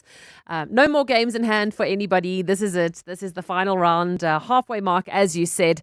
And quite interestingly, Durban City yesterday, they're 8th on the table, but apparently not good enough. They've parted ways with head coach Gavin Hunt. They're newly promoted, Ben, and this is down to inconsistency and only, small sparks of brilliance. Tonight, Golden Arrows are hosting AmaZulu. Hugo Broos named a 25-man Bafana squad for AFCON with their first game, the teams against Angola on the 22nd. There's 9 Orlando Pirates players in the squad and 2 uncapped 20-year-olds, Tylon Smith and Chandre Campbell. Tembazwane was left out due to injury. No space for one of the league's leading goal scorers, Ikram Reyners, who's on the standby list. Coach Hugo Broos says the bench is crucial. The only thing I can say, I have 25 players. From those 25, there are 23 I count for 100% on them. And it was also in the past, sometimes the players who are on the bench are deciding a game, are deciding the match. And this is very important. That's why we had the bronze medal 2 years ago on AFCON. Banyana plays Morocco tonight. Banyana playing tonight in a friendly against Morocco. 3 games in the Premier League as well. Fulham are hosting Manchester City. Bournemouth host Everton. Newcastle host Tottenham Hotspur. Spurs boss Thomas Frank. I think they've been good for a long time since Eddie Howe took over. They're a very intense team, very aggressive, and speaking about having a good home record. And that's a difficult place to go to. Everyone knows that. I think they're won the last 6 home games, so we're good, but not unbeatable. Live Test cricket on the go. The West Indies sent New Zealand into bat in the first test in Christchurch. The Black Caps 200 for 7. Williamson made 62. Greaves has taken 2 wickets. And in Formula 1, Red Bull has issued a formal apology to Mercedes rookie Kimi Antonelli after he was hit with a wave of online abuse, including death threats. The backlash erupted when Max Verstappen's race engineer Gian-Piero Lambiasi suggested over team radio that 19-year-old Antonelli had pulled over to let Norris through in Qatar. In reality, Antonelli had simply run wide in the penultimate lap, a moment that allowed Norris to climb to 4th and get extra 2 points. Cindy Paluta, Eyewitness News Sport. EWN Traffic. All right, 13 minutes before 8 o'clock. Let's catch up with the roads. Amma, what are you seeing? Well, Bongani, that accident on the N1 South towards Rivoli is really a problematic one. It's causing about a 20-minute hold-up coming out of Albertina Sisulu Road towards the N17 exit. So please be on the lookout there, or use the M1 South, of which also has a bit of a backup approaching the Crown Interchange if you're heading towards areas like Soweto as well as Nichirena. If you are traveling on the N3 North, we still have got those roadworks taking place right near the Baklu Interchange, causing about a 15-minute hold-up from Vincent Chabalala Road. At this point, it could take you about 20 minutes to get towards Midrand. And traveling in Midrand, delays on the N1 South between the Brakfontein Interchange and Olifantsfontein Road. There's peak time delays along this route, so also please be patient if you're traveling along that one. And then in the city of Tshwane, those roadworks are still there along the N1 North, right near the Proof Plus Interchange, causing delays. The N4 West is also affected coming out of Tamboti Avenue. I'll have more updates coming up for you. Stay tuned. There's more EWN on air, online, and on the EWN app. Hi, this is Alia Itzebet, Hollywood Bed's brand ambassador. A reminder that you can still shoot for the stars while playing responsibly. If you or someone you know needs help, call the South African Responsible Gambling toll-free counselling line on 0800 006 008 or WhatsApp help to 076 675 0710. Hollywood Sportsbook is a licensed betting operator. Hollywood Bet supports responsible gambling. No persons under the age of 18 years are permitted to gamble. Winners know when to stop. Tired of long queues and waiting times at labor centers? The Unemployment Insurance Fund, UIF, has made things easier for you. Now you can access UIF services anytime, anywhere through the UIF Online Services platform. Submit and track your claims outcome. Upload supporting documents. Submit a payment request. Check payment status or update your personal details, all from the comfort of your home or office. It's fast, simple, and user-friendly. All you need is an internet connection. So why wait? Visit uifonline.labor.gov.za/UIF Online today and experience convenient, efficient service at your fingertips. UIF, working for you. Don't delay the fun. Fly into summer with Fly Safair, Africa's most on-time airline, and land right on schedule to start your holiday. With our consistent on-time arrivals, we'll get you to family, friends, and good times even faster. From local hotspots and beyond to Mauritius, Zanzibar, Zim, and Namibia, you have so much choice on where to soak up the sun. Time's ticking. Get to flysafair.co.za now and book those holiday flights fast. Fly Safair, for the love of flying. 702. What's the question? For 2,000 Rand in cash, all thanks to Outsurance. Please tell me, what's the question? If the answer is 1 billion. Let's go to Mark in Florida. Mark, what's the question? Hi, good morning, Bongani. The question is, how many people around the world suffers from obesity? Yeah, as of 2022, the statistics show there are over 1 billion of us who are either overweight or indeed even obese. That is absolutely the question. Mark in Florida, have you got yourself a quote from Outsurance? I do, thanks, Bongani. Your biscuit, 2,000 Rand is coming your way, all thanks to Outsurance and 702. Congratulations, mate. I want to hear more of your stories around how you have tackled being overweight, what it has done to you, what kind of illnesses or health issues are you dealing with as a result of being overweight, and how much has that impacted you and those around you. Now, you may not love the Secret Santa gift you get at work, but Outsurance could have some amazing savings or cash you'll love. Get a quote today, and if Outsurance can't beat your car insurance premium, ask for 500 Rand cash. Make that 1,500 Rand cash if you've been claim-free with the same insurer for 3 years. Get Outsurance festive savings or cash. SMS out to 45142. That's out to 45142. Outsurance is a licensed insurer and FSP. T's and C's online. PG Glass Repair, PG Glass Replace. Hi, I'm Telane. Got a tip. Our advanced repair technology fixes it fast with the best results. No insurance, we offer affordable cash deals. For quality you can trust, visit pg.co.za today. Zanzi, hurry up and pick your 6 lucky numbers to play Powerball and Powerball Plus for 73 million Rand in total estimated jackpots today. Play Powerball for an estimated 62 million Rand and Powerball Plus for an estimated 11 million Rand. Buy your tickets now in-store on nationallottery.co.za, the mobile app, cell phone banking, or simply dial *120 *7529# for USSD. Panda Pusha Play. Players must be 18 years or older. Play responsibly. Ituba is the proud operator of the National Lottery. Business Outsurance are experts in business insurance for pharmacies, convenience stores, beauty salons, and more. Corney? Business Outsurance is definitely the best insurance for my business. Bowled out every other insurance house. Honestly, looking at what you need, my installment came down within a day. Definitely the most professional. Switch to Business Outsurance and you could get a massive 20% discount on your business insurance premium. Visit outsurance.co.za. Switch and save today. Licensed insurer and FSP. TCs and information online. 702. 702. What's gone viral with Rupfiwa Kone? Kabazela out for the day. Rupfiwa Kone stepping into his very big shoes just for today. Kabazela will be back tomorrow. He's not feeling well, poor thing. And we thought, hey, let's have some fun. Mm-hmm. You know the world of viral content, Rupfiwa. Of course, Bongani. So I can't say, Kabazela. Rupi.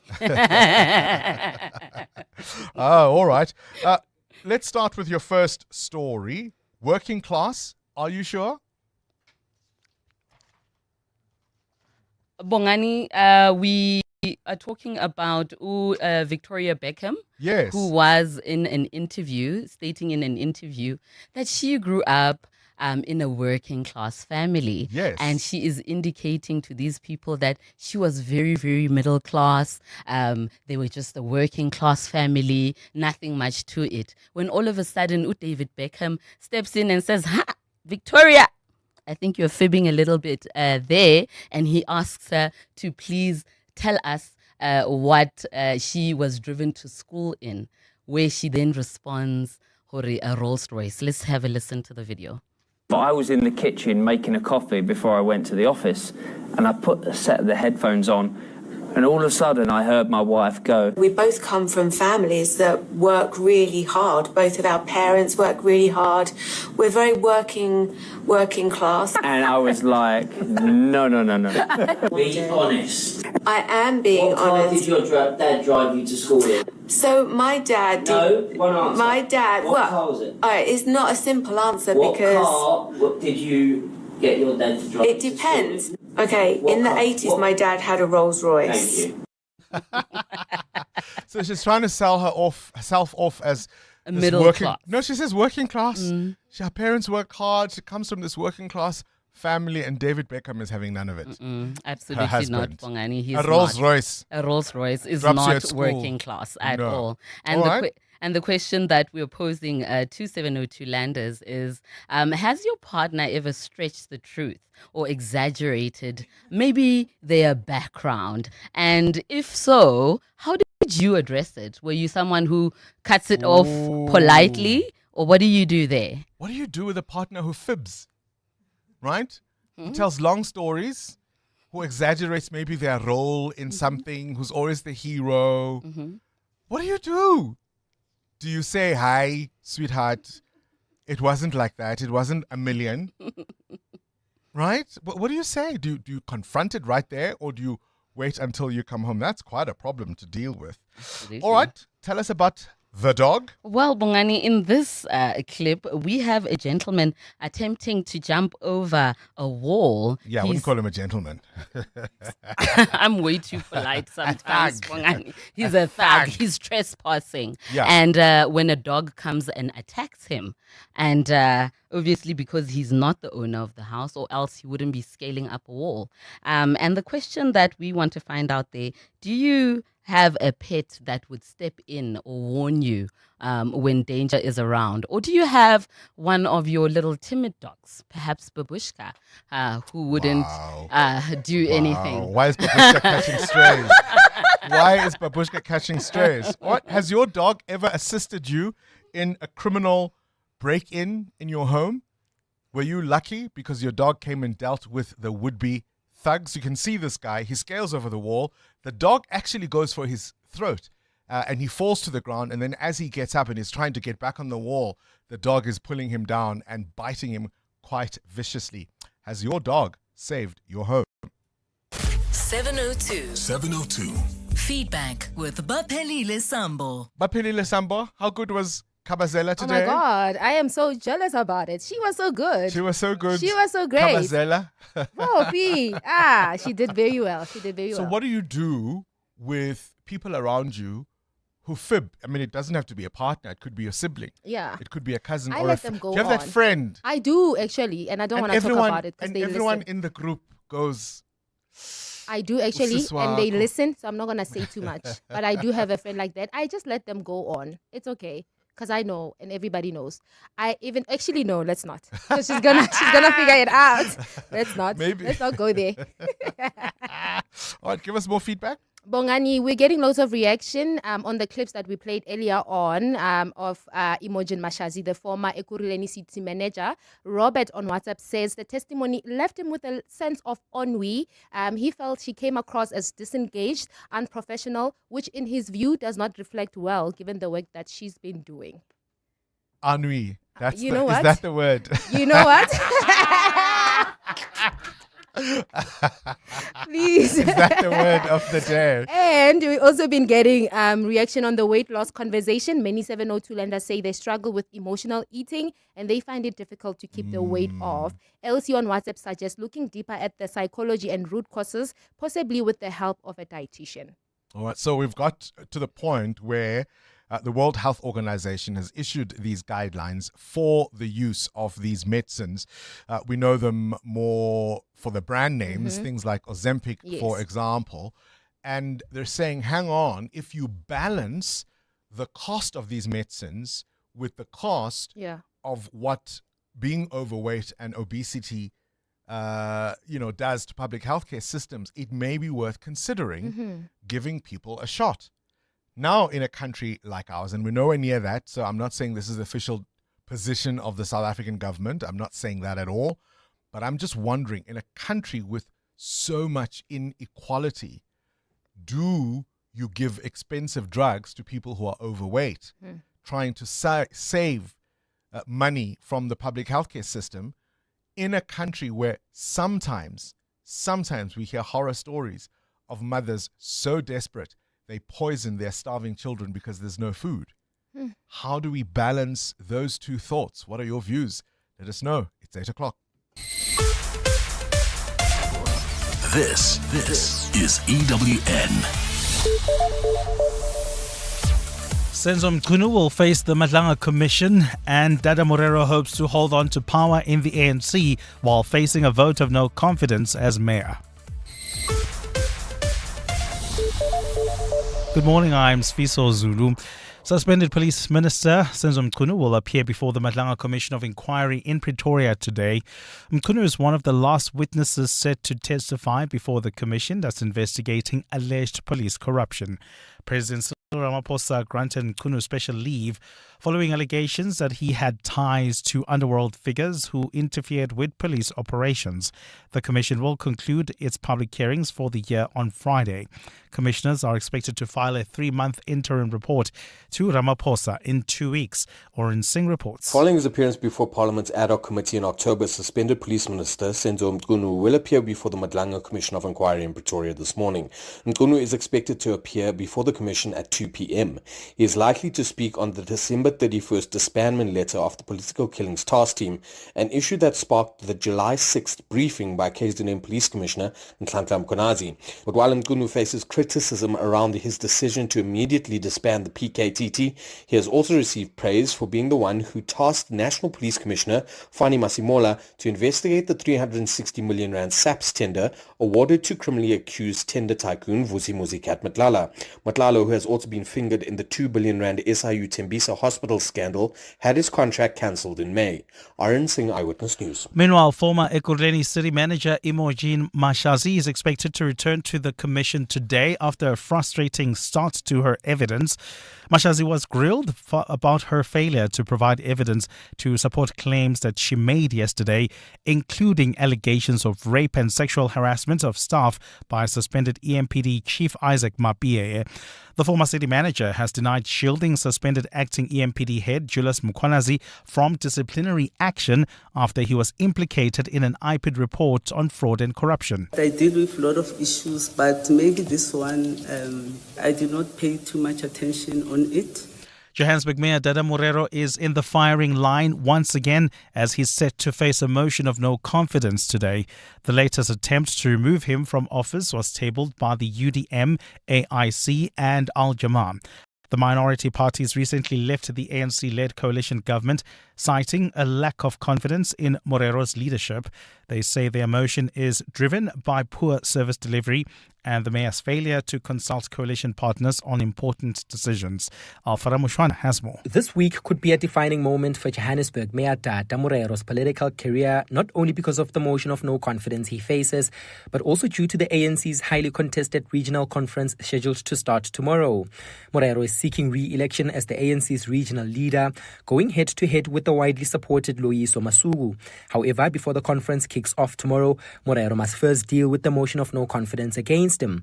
UDM councillor Yongama Zikebe, whose party is among those that filed the motion, says they have no issues with the ANC itself, but specifically against its mayor. Under Dada Morero's tenure, Johannesburg experienced one of its most difficult periods of administrative instability and service delivery collapse. The council meeting is scheduled to run for 2 days, which means the motion against Morero could extend as far as tomorrow.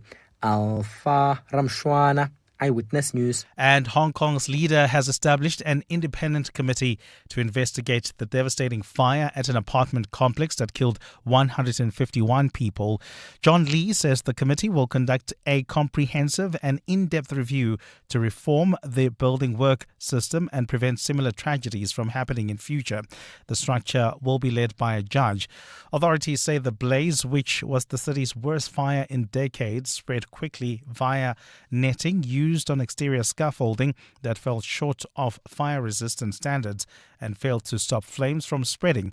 Hong Kong's chief executive says his government wants those responsible to face the consequences. That is exactly why we must act seriously to ensure that all these loopholes are plugged so that those who are responsible will be accountable. The shortcomings will be addressed. The bottlenecks will be addressed. And we will reform the whole building renovation system.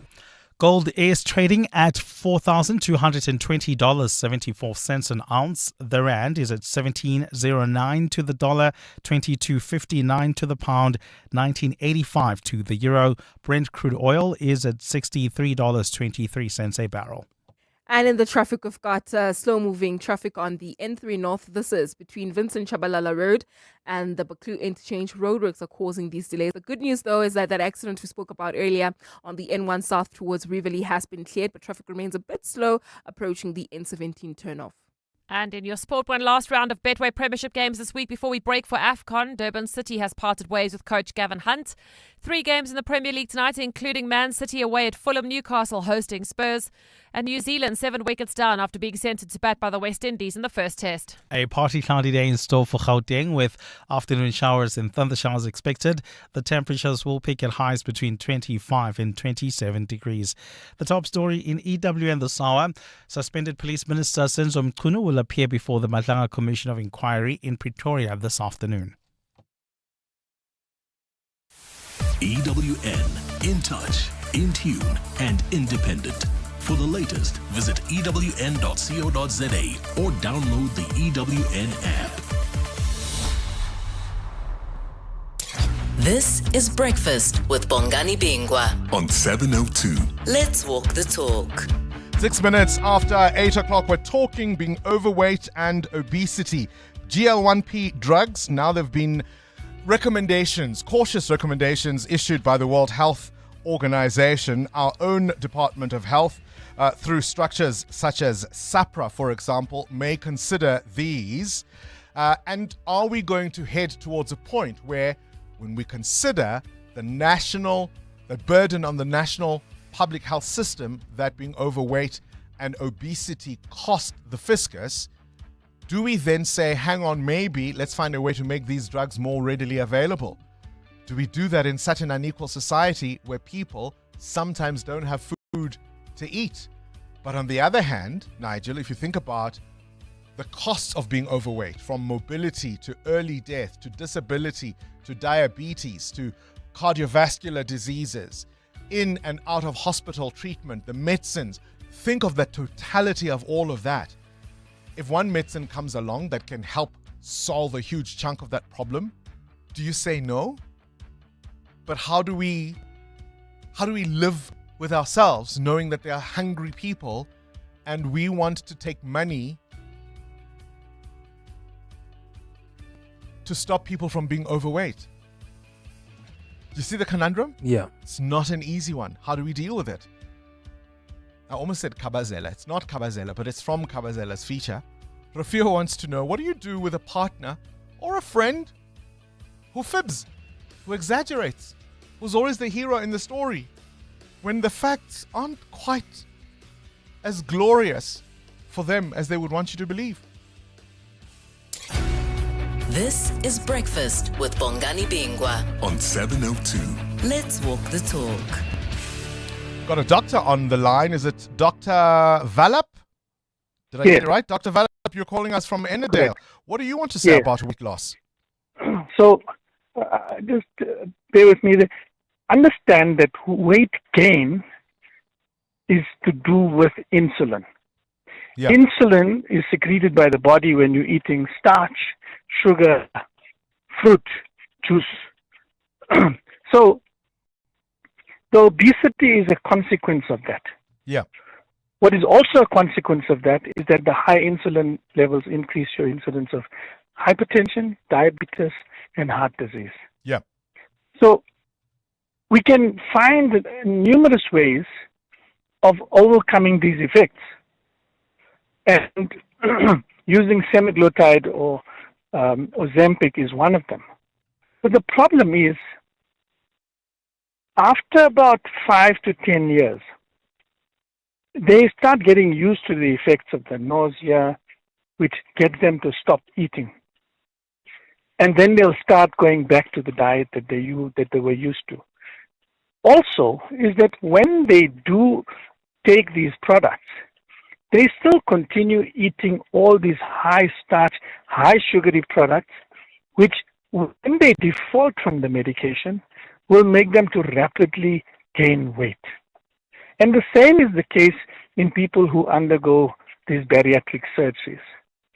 So, as much as they seem to be like a silver bullet right now, in the short term, in the long term, they have major consequences. And most importantly is that in the case of semaglutide, which is Ozempic and Wegovy, there's a significant, almost 40% chance, not 40% incidence of weight loss from bone and muscle. Now, if you take a 50-year-old woman and you put her onto this product, she's going to become osteoporotic even faster. And by the time she gets to 60, it's going to significantly increase her risk of fractures. So we need to go back and say, look, these are the things that are causing the problem. Bread, rice, potato, meal, cereals, every last one of them. Sugar, in all its forms. Sugar is and the juice. enemy, not sugar, including juice and fruit. So we give this to our children. We just take this to school. Yeah. We pack things in their lunchbox which increase their risk of obesity and diabetes. And within 10 years of taking that particular diet, they develop hypertension. Within 20 years, they develop diabetes. Gosh, sobering words there, Dr. Valap in Ennerdale. Look at the cause. Don't look for a miracle cure. Tembile, you're in Centurion. You've got a positive weight loss story. Hey, hi Bongani, how are you? I'm very well, Tembile. Yeah, I've struggled with weight, my man. I've a couple of years, which was I think 2012. I went into this journey. I lost 65 kilograms. Yeah. You know, moving from size 46 to size 34, it was great. I tried to manage it for a good 4 years, you know, gained again, gained the weight again, and a couple of years later, I lost it again, and I gained again. Now I'm on my third journey, you know, where I've lost 22 kilograms, trying to fight, you know, but mine has always been a clean eating. I've cut alcohol now. In this last journey, I mean, I've not been drinking for 7 months. And I'm eating clean. I don't eat starch. I stick to protein and salads or veggies, you know. But it's a tough one, you know. Look, it's a lifelong journey. I can relate, you know. I've done well for a good 10 years. In those 10 years, some years, of course, have been better than others. I haven't reverted to quite what it once was, but I know the journey. And I think whenever you feel as if you're slipping off, you've got to see it as part of that same journey. You know what I mean? So it's not as if, and I think when you get to your goal weight, try and avoid thinking you've arrived. It's still part of the journey. And I think that's where we slip off because we think, oh, I can relax now. I'm looking so good. And the next thing you know, it's a month, it's 2 months, we're kind of back. So see it as a lifelong struggle, as a lifelong journey of healthy habits. Hi, Bongani. What I did to lose weight in the last 3 months from the beginning of September, I intermittent fasted for 18-6 window. And at the same time, what I did is I went to boxing at 5 o'clock in the morning. I changed from going in the afternoon, went straight in the morning, ensured that I was at a calorie deficit. Monday to Friday, Saturday and Sunday, I kind of relaxed a bit. And I've lost 15 kilograms in a space of 3 months and looking forward to lose a further 15 kilograms in the next 3 months. And I really would urge people to really try and just be consistent with exercising and minding what they're eating. Exercise and minding what you are eating. Now, we've got Unati on the line who has a special request. Unati, good morning. Morning, Bongani. How are you? I'm very well, thank you. I believe you are sitting with somebody very, very important next to you. Yes, it's actually at school. We had to rush back and we called him back. Now he's waiting here. We're at the gate with him. He's waiting for you just to say happy birthday. Oh, this is your son, Luandile, yeah? Luandle, that's correct. Luandle, beg your pardon, Luandle. Turning how old? 7? 7 years old. Oh, Luandle, your dad tells us you're a big fan of the show, that you can't wait to play the Whiz Quiz. And guess what we want to do to you, man? We want to sing happy birthday. Can we do that? Yes.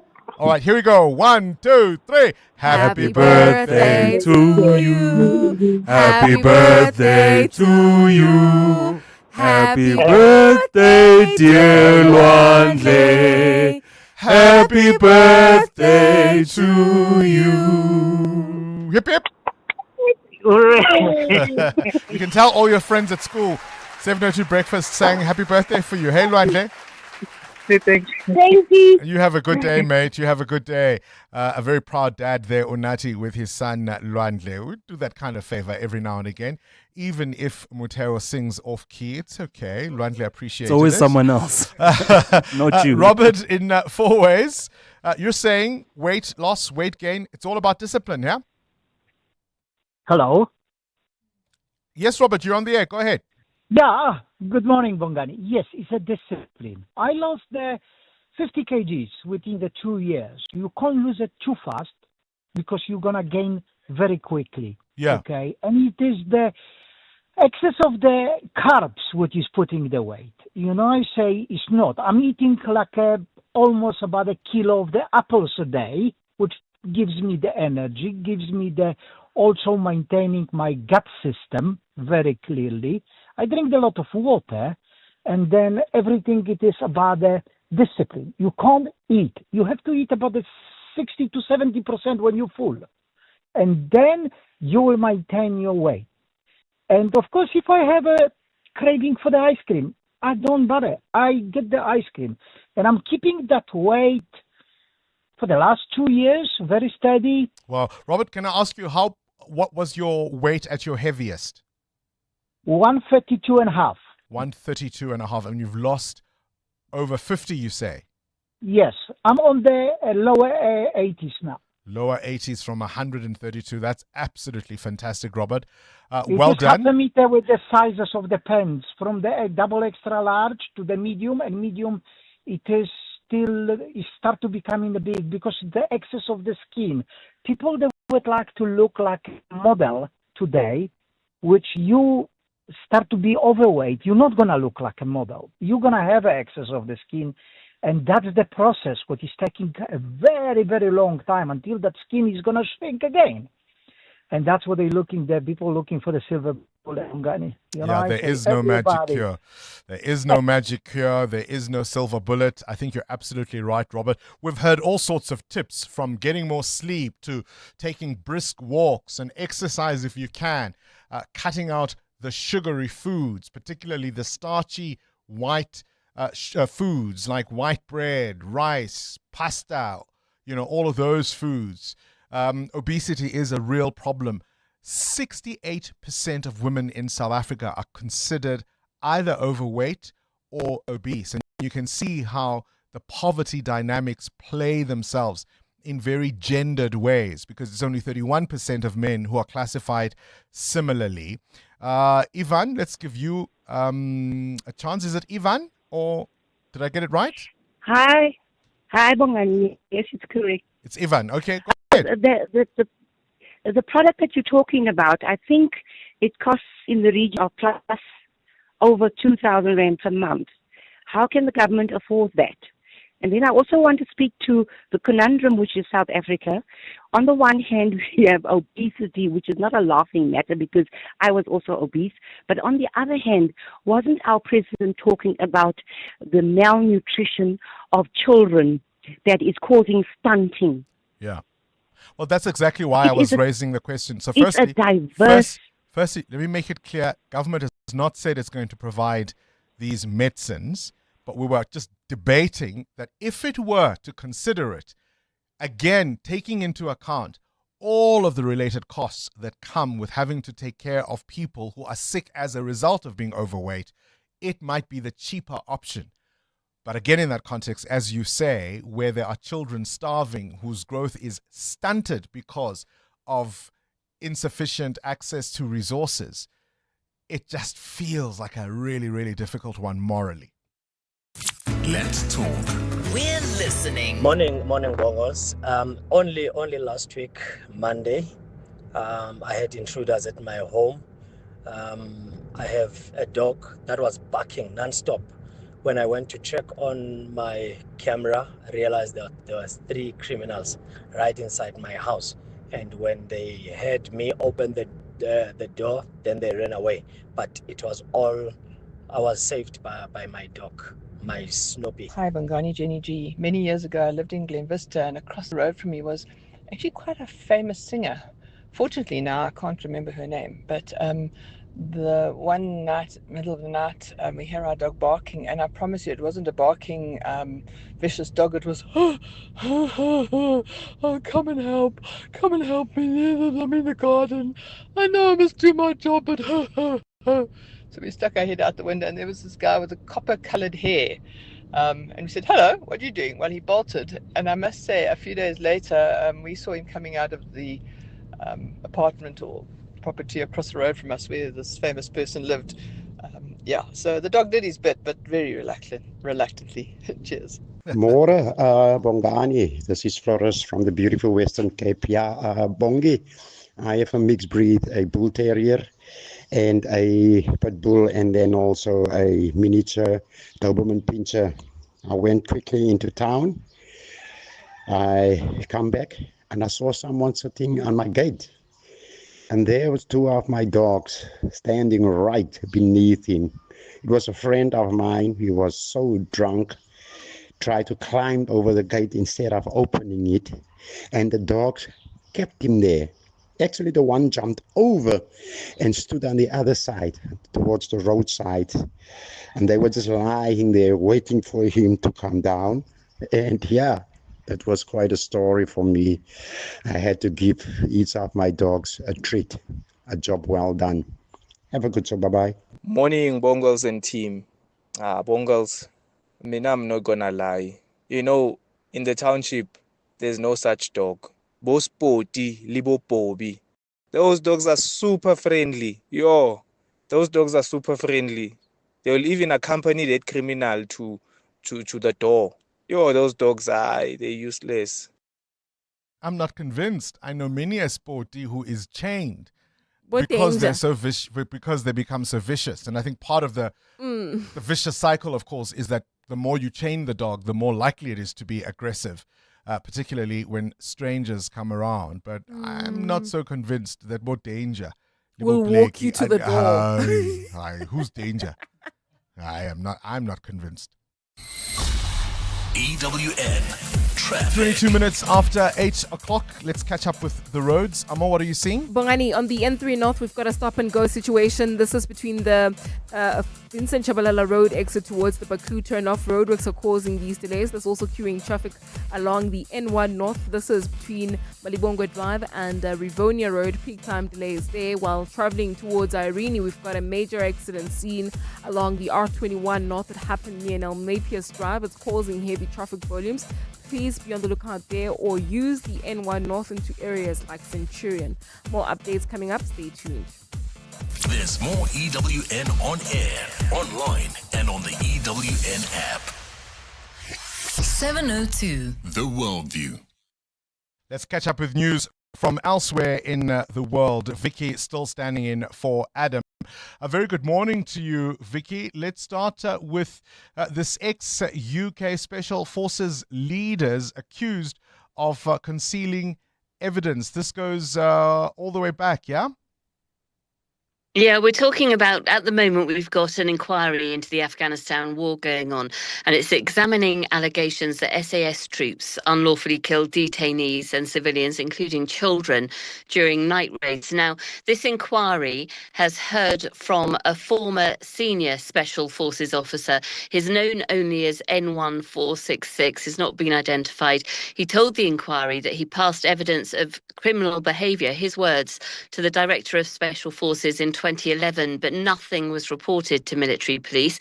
He says the next director, who took over a year later, also knew there was a problem and failed to act. Now, N1466 testified that reports from Afghanistan showed suspiciously high kill counts with few weapons.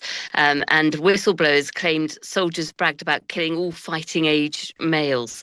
This guy has described the situation as war crimes, which is pretty heavy, and accused leadership of a conscious decision to cover it up. A statement from the inquiry, which we must include, says it's legally required to publish what evidence it can when it can, having regard to the need to protect the identity of members of UK Special Forces. But I think it does show that accountability in war is greater than it's ever been. Gosh, we all think cameras help us stay safe, particularly for security reasons, at least if that's why we've installed them in our homes and businesses. In South Korea, It wasn't quite like that, Vicky. You know, how scary is this? I have a couple of cameras in my home for security reasons. I have a Ring doorbell, and I have heard recently that Ring doorbells are particularly vulnerable to being hacked. Now, 4 people have been detained in South Korea for allegedly hacking over 120,000 cameras in homes and businesses. Cameras in things like private homes, karaoke rooms. There was a Pilates studio and a gynecologist clinic, which was also hacked. And you may be thinking, well, what damage can they do with that sort of footage? AI can do a lot of damage. The footage was used to create sexually exploitative videos for overseas websites. Now, we're talking about a lot of cameras hacked here. One suspect hacked 63,000 cameras, produced 545 films. Another hacked 70,000 cameras and sold 648 videos. What are they advising the people who make these cameras? They say regularly change your passwords to prevent hacking. And apparently the strongest password is one made up of a sentence. So, you could say something like, I love South Africa, and use that as your password, and people hopefully wouldn't hack it, although don't actually use that one. That's a bit weak. Gosh, I mean, I think you've got to use numbers and all kinds of symbols to make sure that your passwords are not hackable, or at least not easily. We've been talking about G1P therapies all morning, Vicky. The World Health Organization issuing some guidelines now. Yeah, they're saying that fat jabs are thin on the ground, excuse the pun, but they say fewer than 1 in 10 people can access them, can benefit from obesity drugs like Wegovy at the moment. Over 1 billion people in the world are now obese, and they say, the WHO, that projections suggest it could rise to 2 billion by 2030 without urgent action. They're not saying we just have these fat jabs. That isn't the answer. They are also saying, which I think is quite healthy, that countries must create healthier environments to prevent obesity in the first place. But they do say the high costs of these fat jabs, so-called fat jabs, limited production capacity and supply chain as well constraints are major obstacles to helping the people who really need it. In the Western world, obviously, it's become a thing, hasn't it? A lot of people taking them just to get thinner and thinner. But actually, there's far greater need for them in different parts of the world who just aren't getting any at the moment. So we wait and see if the supply chain will change. But with the recent price rise in the drugs, I kind of think it's going to be only available to those who can afford it. Unfortunately, that might be just the case. Vicky Turner with this morning's Worldview. EWN Business. Right, final business update for the morning. Manufacturing dipping in November. Muteo? Yeah, spending might be working out on the consumer side, but in terms of manufacturing output, that's down in the meantime. South Africa's manufacturing sector took a hit in November, with the ABSA Purchasing Managers Index plummeting 7.2 points to 42 index points, its lowest level in several months. ABSA says the decline was driven by drops in 4 of the 5 subcomponents of the index, while employment showed a slight improvement but remained below the neutral 50-point level. Now, any amount above 50 is seen as growth, while a number below 50 is seen as a contraction. Now, business activity contracted sharply to the lowest level since early 2025. New sales orders also collapsed, driven by sluggish exports and domestic demand.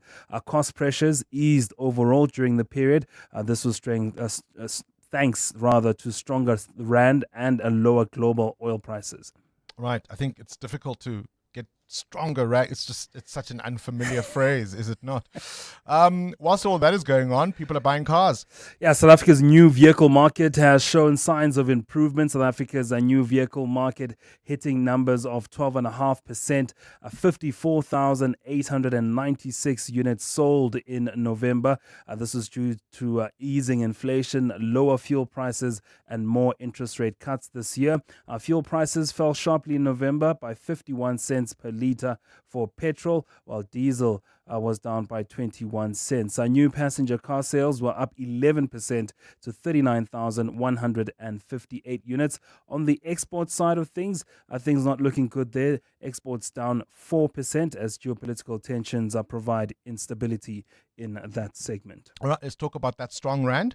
17 Rand 10 cents against the US dollar. It's not budging this morning at 19 Rand 85 against the euro and 22 Rand 56 cents against the British pound. Price of gold at $4,224 an ounce, while platinum is at $1,651. Brent crude at $63.20 a barrel. Stephen Gruntes with more this afternoon. Time now for your latest Eyewitness News. Don't forget, coming up, we're going to tell you about the unity of jazz. Umanyano le Jazz, a festival with a difference. In the meantime, Sfiso Zulu, what do you have? Thanks, Barney. Good morning. The family of slain struggle stalwart Cafius Nyoka will finally get closure today as the High Court in Johannesburg will hand down judgment for his murder. Nyoka, a 23-year-old student activist, was shot by apartheid police in his Davidson home in August 1987. 4 apartheid police officers were prosecuted for the crime, but one of the men, Johan Murray, pleaded guilty and was sentenced to 15 years behind bars. Khomotso Modise reports. Today, apartheid Major Leon van den Berg and Sergeants Abraham Engelbrecht and Peter Stanner will learn their fate after over a year of trial. The state believes van den Berg gave the order for Engelbrecht and Stanner to carry out the killing inside Nyoka's house while he stood outside. They argue that apartheid police made Nyoka their special project and it was their mission to kill him, and that's why Engelbrecht wore a balaclava. While the men pleaded not guilty to the crimes, they've opted not to give a defense. Judge Ismail Mohammed will hand down judgment in the matter this morning. Khomotso Modise, Eyewitness News. Meanwhile, the Eastern Cape High Court has slammed the SAPS for bungling and neglect in the investigation into the Highgate Hotel massacre. The court yesterday wrapped up the inquest into the tragedy, ruling that apartheid security forces were probably behind the attack. The court also ruled that the attack was seemingly intended to wrongfully implicate the military wing of the PAC, UPLA, but 32 years later, none of the individual perpetrators have been identified. But Judge Denzel Potgieter says the investigation is grossly substandard and may have led to the dead end of its probe. This includes improperly investigated crime scenes, failure to lift fingerprints from cartridges and grenade levers, missing elimination prints, lost ballistic and fingerprint evidence, incomplete statements linking photo parades, dormancy of the docket for over 11 years. The prosecution in the high-profile trial of alleged underworld gang boss Nafees Modak has argued there's enough evidence to draw inference that Modak plotted the murder of top cop Charles Kinnear. Modak's 3-month-long cross-examination continued yesterday in the Western Cape High Court as he answered questions related to Kinnear's murder in September 2020. The attack forms part of the 122 charges that Modak faces, along with 14 others who are charged for various crimes related to allegedly operating a criminal enterprise. Carlo Peterson reports. Evidence presented yesterday shows Zane Killian sent messages to at least 8 numbers saved under variations of Nafees Modak's name while tracking slain top cop Charles Kinnear. It's the state's case. Killian used the saved contacts along with one unsaved number to communicate with Modak while they plotted Kinnear's murder. State prosecutor Greg Vormeran says Killian shared information about Kinnear to 4 of the contacts. Vormeran says the state will produce a list of objective facts for the court to infer Modak planned Kinnear's murder. Carlo Peterson, Eyewitness News. And governments and aid groups in Indonesia and Sri Lanka say they're rushing to get supplies to people stranded by deadly flooding. Last week's extreme rainfall prompted flooding and landslides that have now killed around 1,200 people in 4 countries. Torrential monsoon season deluges paired with 2 separate tropical cyclones last week dumped heavy rain across all of Sri Lanka and parts of Indonesia, Sumatra, southern Thailand and northern Malaysia. The floodwaters have now largely receded, but the devastation means hundreds of thousands of people are now living in shelters and struggling to secure clean water and food. A partly cloudy day in store for Gauteng with afternoon showers and thunder showers expected. The temperatures will peak at highs between 25 and 27 degrees. And in the traffic, we've got an accident heading towards the city of Tshwane Irene along the R21 North. It happened near Nelmapius Drive. Delays are coming out of Oliphant's turn off. Please be on the lookout there. There's also queuing traffic on the N1 South between Sambrand Avenue and Oliphantfontein Road. The top story this hour, the family of slain struggle stalwart Kefias Nyoka will finally get closure today. Sure, your phone's from there. Your kids' toys? Definitely. But your SUV? No thanks. The Mini Countryman from 9,899 Rand per month with Mini Select Finance. Visit mini.co.za to book your test drive. Select offer only available from Mini Financial Services, a division of BMW Financial Services South Africa Pty Limited, an authorized financial services and registered credit provider. Offer exclusively applies to the Mini Countryman. Initiation and service fee apply. Offer linked to the current prime rate, calculated on a 10% deposit, 48 monthly installments, final GFV payment, and 80,000 kilometer contract limit. Changes to the deal and optional extras will impact finance offer. Offer valid until 31 December. Subject to stock availability. T's and C's apply. Mzansi, hurry and pick your six lucky numbers to play Powerball and Powerball Plus for 73 million Rand in total estimated jackpots this Tuesday. Play Powerball for an estimated 62 million Rand and Powerball Plus for an estimated 11 million Rand. Buy your tickets now in store on nationallottery.co.za, the mobile app, cell phone banking, or simply dial *120 *7529 hash for USSD. Panda, Pusha, Play. Players must be 18 years or older. Play responsibly. Ituba is the proud operator of the National Lottery. The team's on a roll today. Let me focus on payroll. Duty calls in the kitchen. That's why I have a business insurer that is agile and on the ball all the time on all things. I chose My Way Business Insurance, getting 24/7 emergency service and saving on my premiums, plus my business assist to handle my admin. Visit myway.co.za or dial 0860 64 64 64 and get a quote today. My Way is a licensed non-life insurer and FSP. T's, C's and standard rates apply. My Way. Live your way. 702. WhatsApp Bongani on 072 702 1702. Bongles, I have 3 dogs. 2 at my house. Shaka no Nandi. Try getting to my yard uzobona. At home, I've got another one. Uzuli Gamalaki. Lo mfana befone manje saying bazokhapha emnyango makaze lapha ekhaya. Hi, Bongani and the team. We had a dog. His name was Candy. I mean, we could go on holiday for a week. We went to Cape Town for 15 days. When we came back, she was sitting at the gate there. Nothing happened to our house. People were even scared of walking on my pavement. They walk on the opposite side of the pavement. For the 10 years when she passed away, they thought she was still there. They were scared of going past my gate. But she's never ever bitten anybody. Yeah, I miss her. She died in 2012.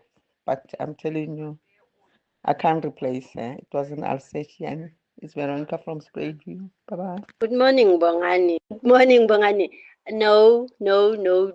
Yeah, in townships, Bona, there is so many pit bulls. And you must see when we're taking dogs to vaccination, that's when you will see what, yeah, in townships. Yes, I was spot develop corner, but lately, Abona, my pit bulls, I'm a bure dog, like all kinds, those police dogs, all kinds. The Alsatian net German Shepherd will forever be known as police dogs in South Africa. That's just how it is. I hadn't noticed more pit bulls in townships. Is that something you've seen? Yeah, and they like taking them for a walk. So that's when you will see that your dog gets riled up because there's this pit bull just taking a random walk with its owner, of course. And of course, she's right when she's saying when you take your dog for a vaccination, because what the SPCA does is they come with their little vans and then you can take your dog there conveniently. So that's when you see people on the queue with their little pit bulls and you don't know whether to stand on the part where you were standing or to move away because it's so hectic. Because one day when those things snap, we know how that can go wrong. Veronica from Spraidview talking about her precious Candy. They were away for 15 days and she says nothing happened. Nobody came close to her yard. I only thought, Veronica, who was feeding candy over the 15 days that you guys were on holiday? Veronica? Shaka and Nandi are the two dogs, and Zulu. And he says, you try. Find out. You'll find out. You try, you'll find out. Morning, Bongani and team. Yo, my manager can fib. My goodness. Hi. No ways. I nearly used his name, but yo.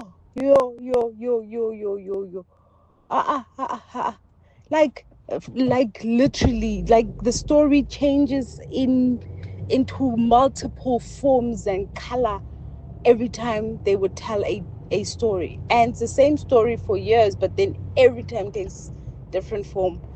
Woo! Hey. I can't stand it. I cannot stand it. Yo, I cannot. Hi. You? Yeah, we were also talking about, so it's a cute video from what's gone viral, where Victoria Beckham is being interviewed in her home, and she's talking about growing up as a working class girl who came from these hard-working parents. And David Beckham just pops his head out and says, please tell them what car you were dropped in when you went to school. And she won't say. She says, no, but we were working. He says, hey, what car did your father drive? And eventually she has to say a Rolls Royce. And he says, yeah, working class, huh? What do you do when your partner or someone close to you just fibs for no reason? I mean, we're talking now about dogs that have intervened to save you in your home or protect your home. I have a cousin. I promise you she would make up a story. She lies. I promise you she would phone in right now and she would say, we had Utaiga, and one day it was 4, and she'll give you details. It was 4 o'clock in the morning, just before sunrise, and we heard this loud noise. And Utaiga had the robber, and this, she will make sounds. She will tell you how the robber cried, and it will all be untrue. Wow. And the stories are so good and compelling that it's difficult. You almost have to remember that, oh, shame, she has that problem. She lies for absolutely no reason, not because she's in trouble, but because she needs stories to tell. EWN Sport. What did you say, Cindy? I said she's fit for politics. Yeah, maybe she should consider it. Yeah. All right, we're halfway through the season almost. Yep, halfway through the Betway Premiership season, and we've got a couple of games this week. It's the last round before we break for AFCON. Tonight, Golden Arrows are hosting AmaZulu. Yesterday, newly promoted Durban City, who are 8th on the table, parted ways with head coach Gavin Hunt. Banyana plays Morocco tonight in an international friendly. This in preparation for next year's WAFCON. Here's Rafael Wejane. With the game that's coming up, we know it's going to be difficult. A number of Moroccan players have been in the Women's Champions League, so we know the experience that they have, the coach that they have, and with us, we've got quite a number of new players and players who are coming back into the team. It's going to be important that we gel very well, look at the bigger picture, and not forget that we're preparing for the main tournament, which is the WAFCON. Bafana's squad to battle at AFCON has 9 Orlando Pirates players and 2 uncapped players, 20-year-olds Tylan Smith and Chandray Campbell. Ikram Rain is placed on the standby list, and coach Hugo Bruce not willing to risk naming Themba Zwane, who only recently returned from injury. Bafana's first game is December the 22nd. English Premier League has 8 games over the next 5 weeks, and there's 2 cup games in between. An action-packed time of year for Manchester City, who plays Fulham tonight. Boss Pep Guardiola. Well, when you are 20 points in front of the second, so it's not crucial, but we are in the position, and we came, for example, the week before international break. That was a crucial for us because, of course, Arsenal is not dropping points. So, yeah, the situation we have, we can't win games. Otherwise, it will be difficult. So you see the schedule in my office, and I see especially January and February as well. So if we continue in the Carabao Cups and FA Cup is involved and this kind of stuff, so we have a lot of games. Also tonight, Newcastle are hosting Tottenham Hotspur, Bournemouth against Everton. Live Test cricket, the West Indies sent New Zealand into bat in the first Test in Christchurch. The Black Caps are 231 for 9 at stumps on day 1. Williamson made 62, Bracewell went for 47, while the Proteas play India tomorrow in a second ODI. Cindy Paluta, Eyewitness News Sport. EWN Traffic. Right, 16 minutes before 9 o'clock. Around this time yesterday, I was calling Amo Cindy, remember? Won't do it again. You all look alike. Oh, we do. Of course we do. Amo, how are the roads? Well, at this particular moment, Bongani, we've got an accident in Hyde Park. It's on Rivonia Road after Boundary Road. It's causing delays.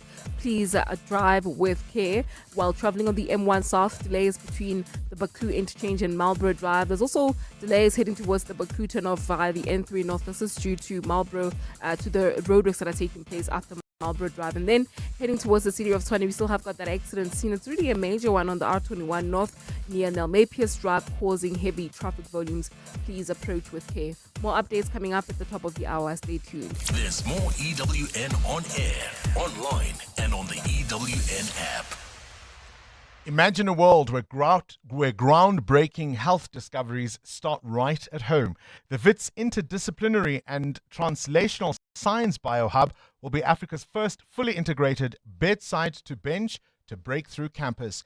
It brings scientists, clinicians, entrepreneurs, and the industry together to fast-track solutions for the continent's biggest health challenges.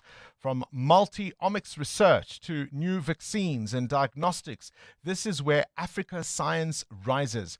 Learn more, get involved, and help accelerate the future of global health innovation at WITS.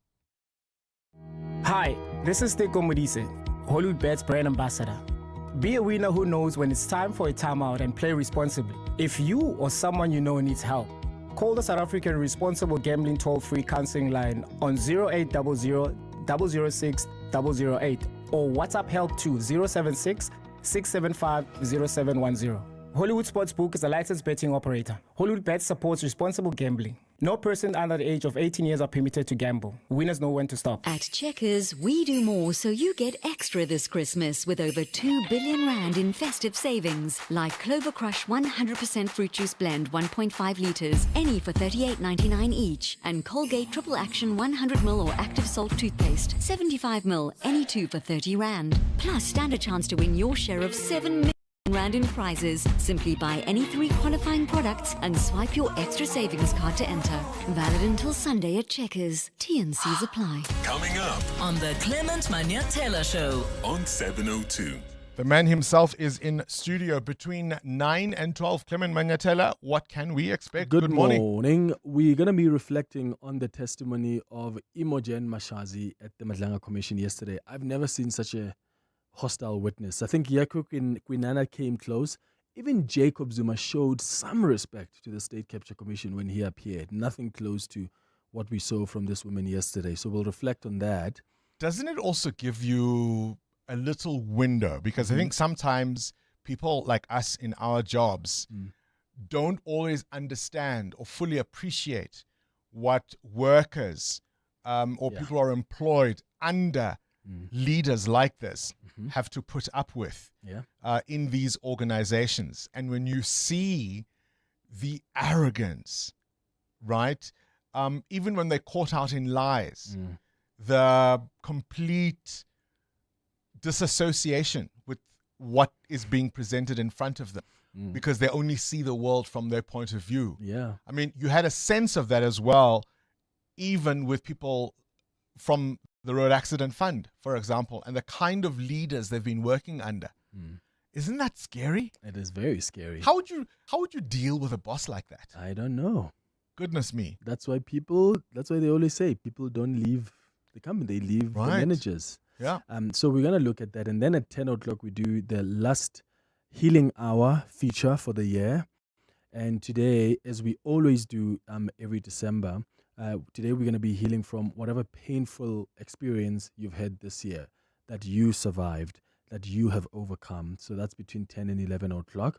At 11 o'clock, we do our World of Work feature. Today we're discussing interview ghosting and how to handle it. You went for an interview and they've just never come back to you. So how do you deal with it? They're not. Yeah, but that's painful. Okay. Like, do you send like 100 emails to them asking for an update? Because maybe that's how desperate you are, or you let it go. Then we're going to wrap up the show at 11:30 with our health and wellness feature. Do you bath? Wealth and wellness. Okay, I'm out of here. Silly wealth. Hey, guys, my English bundles are done, okay? To do with wealth and wellness. Like, what more would you want if you are wealthy? And you've got Wealth and wellness, how you've sorted me out. Well, do you bath or do you take a shower? We'll tell you which one is best and why. Clement Manyashela between 9 and 12. Don't delay the fun. Fly into summer with Fly Air, Africa's most on-time airline, and land right on schedule to start your holiday. With our consistent on-time arrivals, we'll get you to family, friends, and good times even faster. From local hotspots and beyond to Mauritius, Zanzibar, Zim, and Namibia, you have so much choice on where to soak up the sun. Time's ticking. Get to flysafair.co.za now and book those holiday flights fast. Fly Air, for the love of flying. Corporates That Care promotes and encourages corporate leaders and all citizens to walk the talk for a better South Africa. This Wednesday, 10 to 9, we're featuring NTT Data's Managing Executive, Amantha Naidu, will be in conversation with me. And we do this every Wednesdays to highlight the efforts of companies and brands dedicated to building our country. Corporates That Care is a Prime Media Cares initiative with 702 and Prime Media Outdoor. 702, let's walk the talk and together make a difference. This festive, when your family gathers, feed them the Nando's Festive Philip meal. Feed Auntie, who's in charge of the key to that storeroom. And feed that niece that makes the strict grandparents do TikTok challenges. Huh? And that cousin that watches the same movie that comes in part 1, 2, 3, 4, and many more. Yeah, you can feed it too. Gather them all for the Nando's Festive Philip meal for only $3.99. Eat at Nando's and pay 40 Rand less. Nando's, oh, what a place. This is Breakfast with Bongani Bingwa on 702. Let's walk the talk.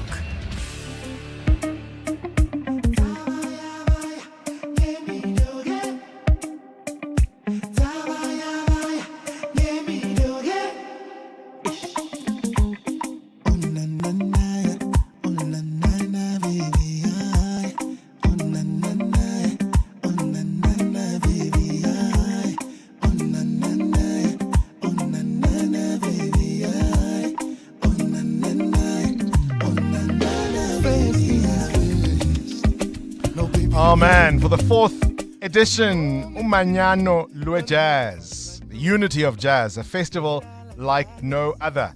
And this time, they're paying homage to the visual language of South Africa's Sophiatown golden era of jazz, the drum decade, as they continue building their visual and archival record of who's shaping South African jazz in the present. Over 20 artists over 2 days in Johannesburg. It's a journey of culture. It's a journey of renaissance. To tell us about what all this might mean, we are joined by co-organizer of Umanyano Lwe Jazz, Tuto Vilakazi. Tuto, a very good morning to you, and so thank you so much for your time. Just help us understand once again the concept of Umanyano Lwe Jazz. What does it mean? Good morning, Bongani. Thank you for having us this morning, and good morning to all your early riser listeners who are tuned in. It's an honor to be here. So Umanyano, at the heart of it, is the community. Manyano literally means coming together. And so Umanyano Lwe Jazz as a festival, but also a growing cultural institution, for us, it's a reminder that we can gather around sound in an act of community, and that we can create a cultural home for ourselves in the inner city to enjoy this music. So it's really about gathering, be it in the inner city, in our homes, or even under the trees in Villa Simone. It's really about gathering and having community and black joy. You're describing this as a boutique festival, an artist-centered jazz experience. What does that mean in real life, in practice? Yeah. So, I mean, it's worth giving the context that when Umanyano Lwe Jazz was created, it was a response to a spiritual and cultural need that the organizers had, but also the city had. You know, it was the thick of COVID, artists could not perform. Us as the community of jazz lovers and music lovers could not gather for this music as well.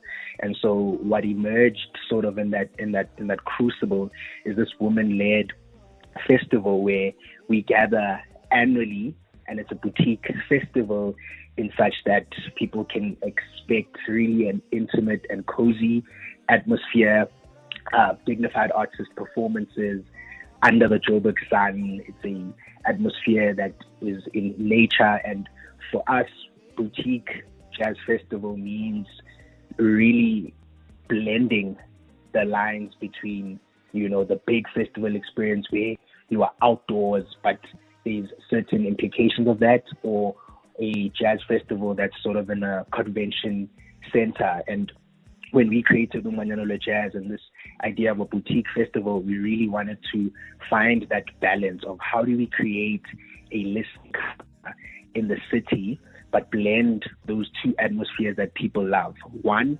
enjoying this music in an outdoor environment, but still having the acoustic brilliance of a convention center where everyone is seated. And so the experience that Manyano really curates is one of high service, phenomenal joy, but also a space where we can be outdoor enjoying this music in a comfortable and intimate setting.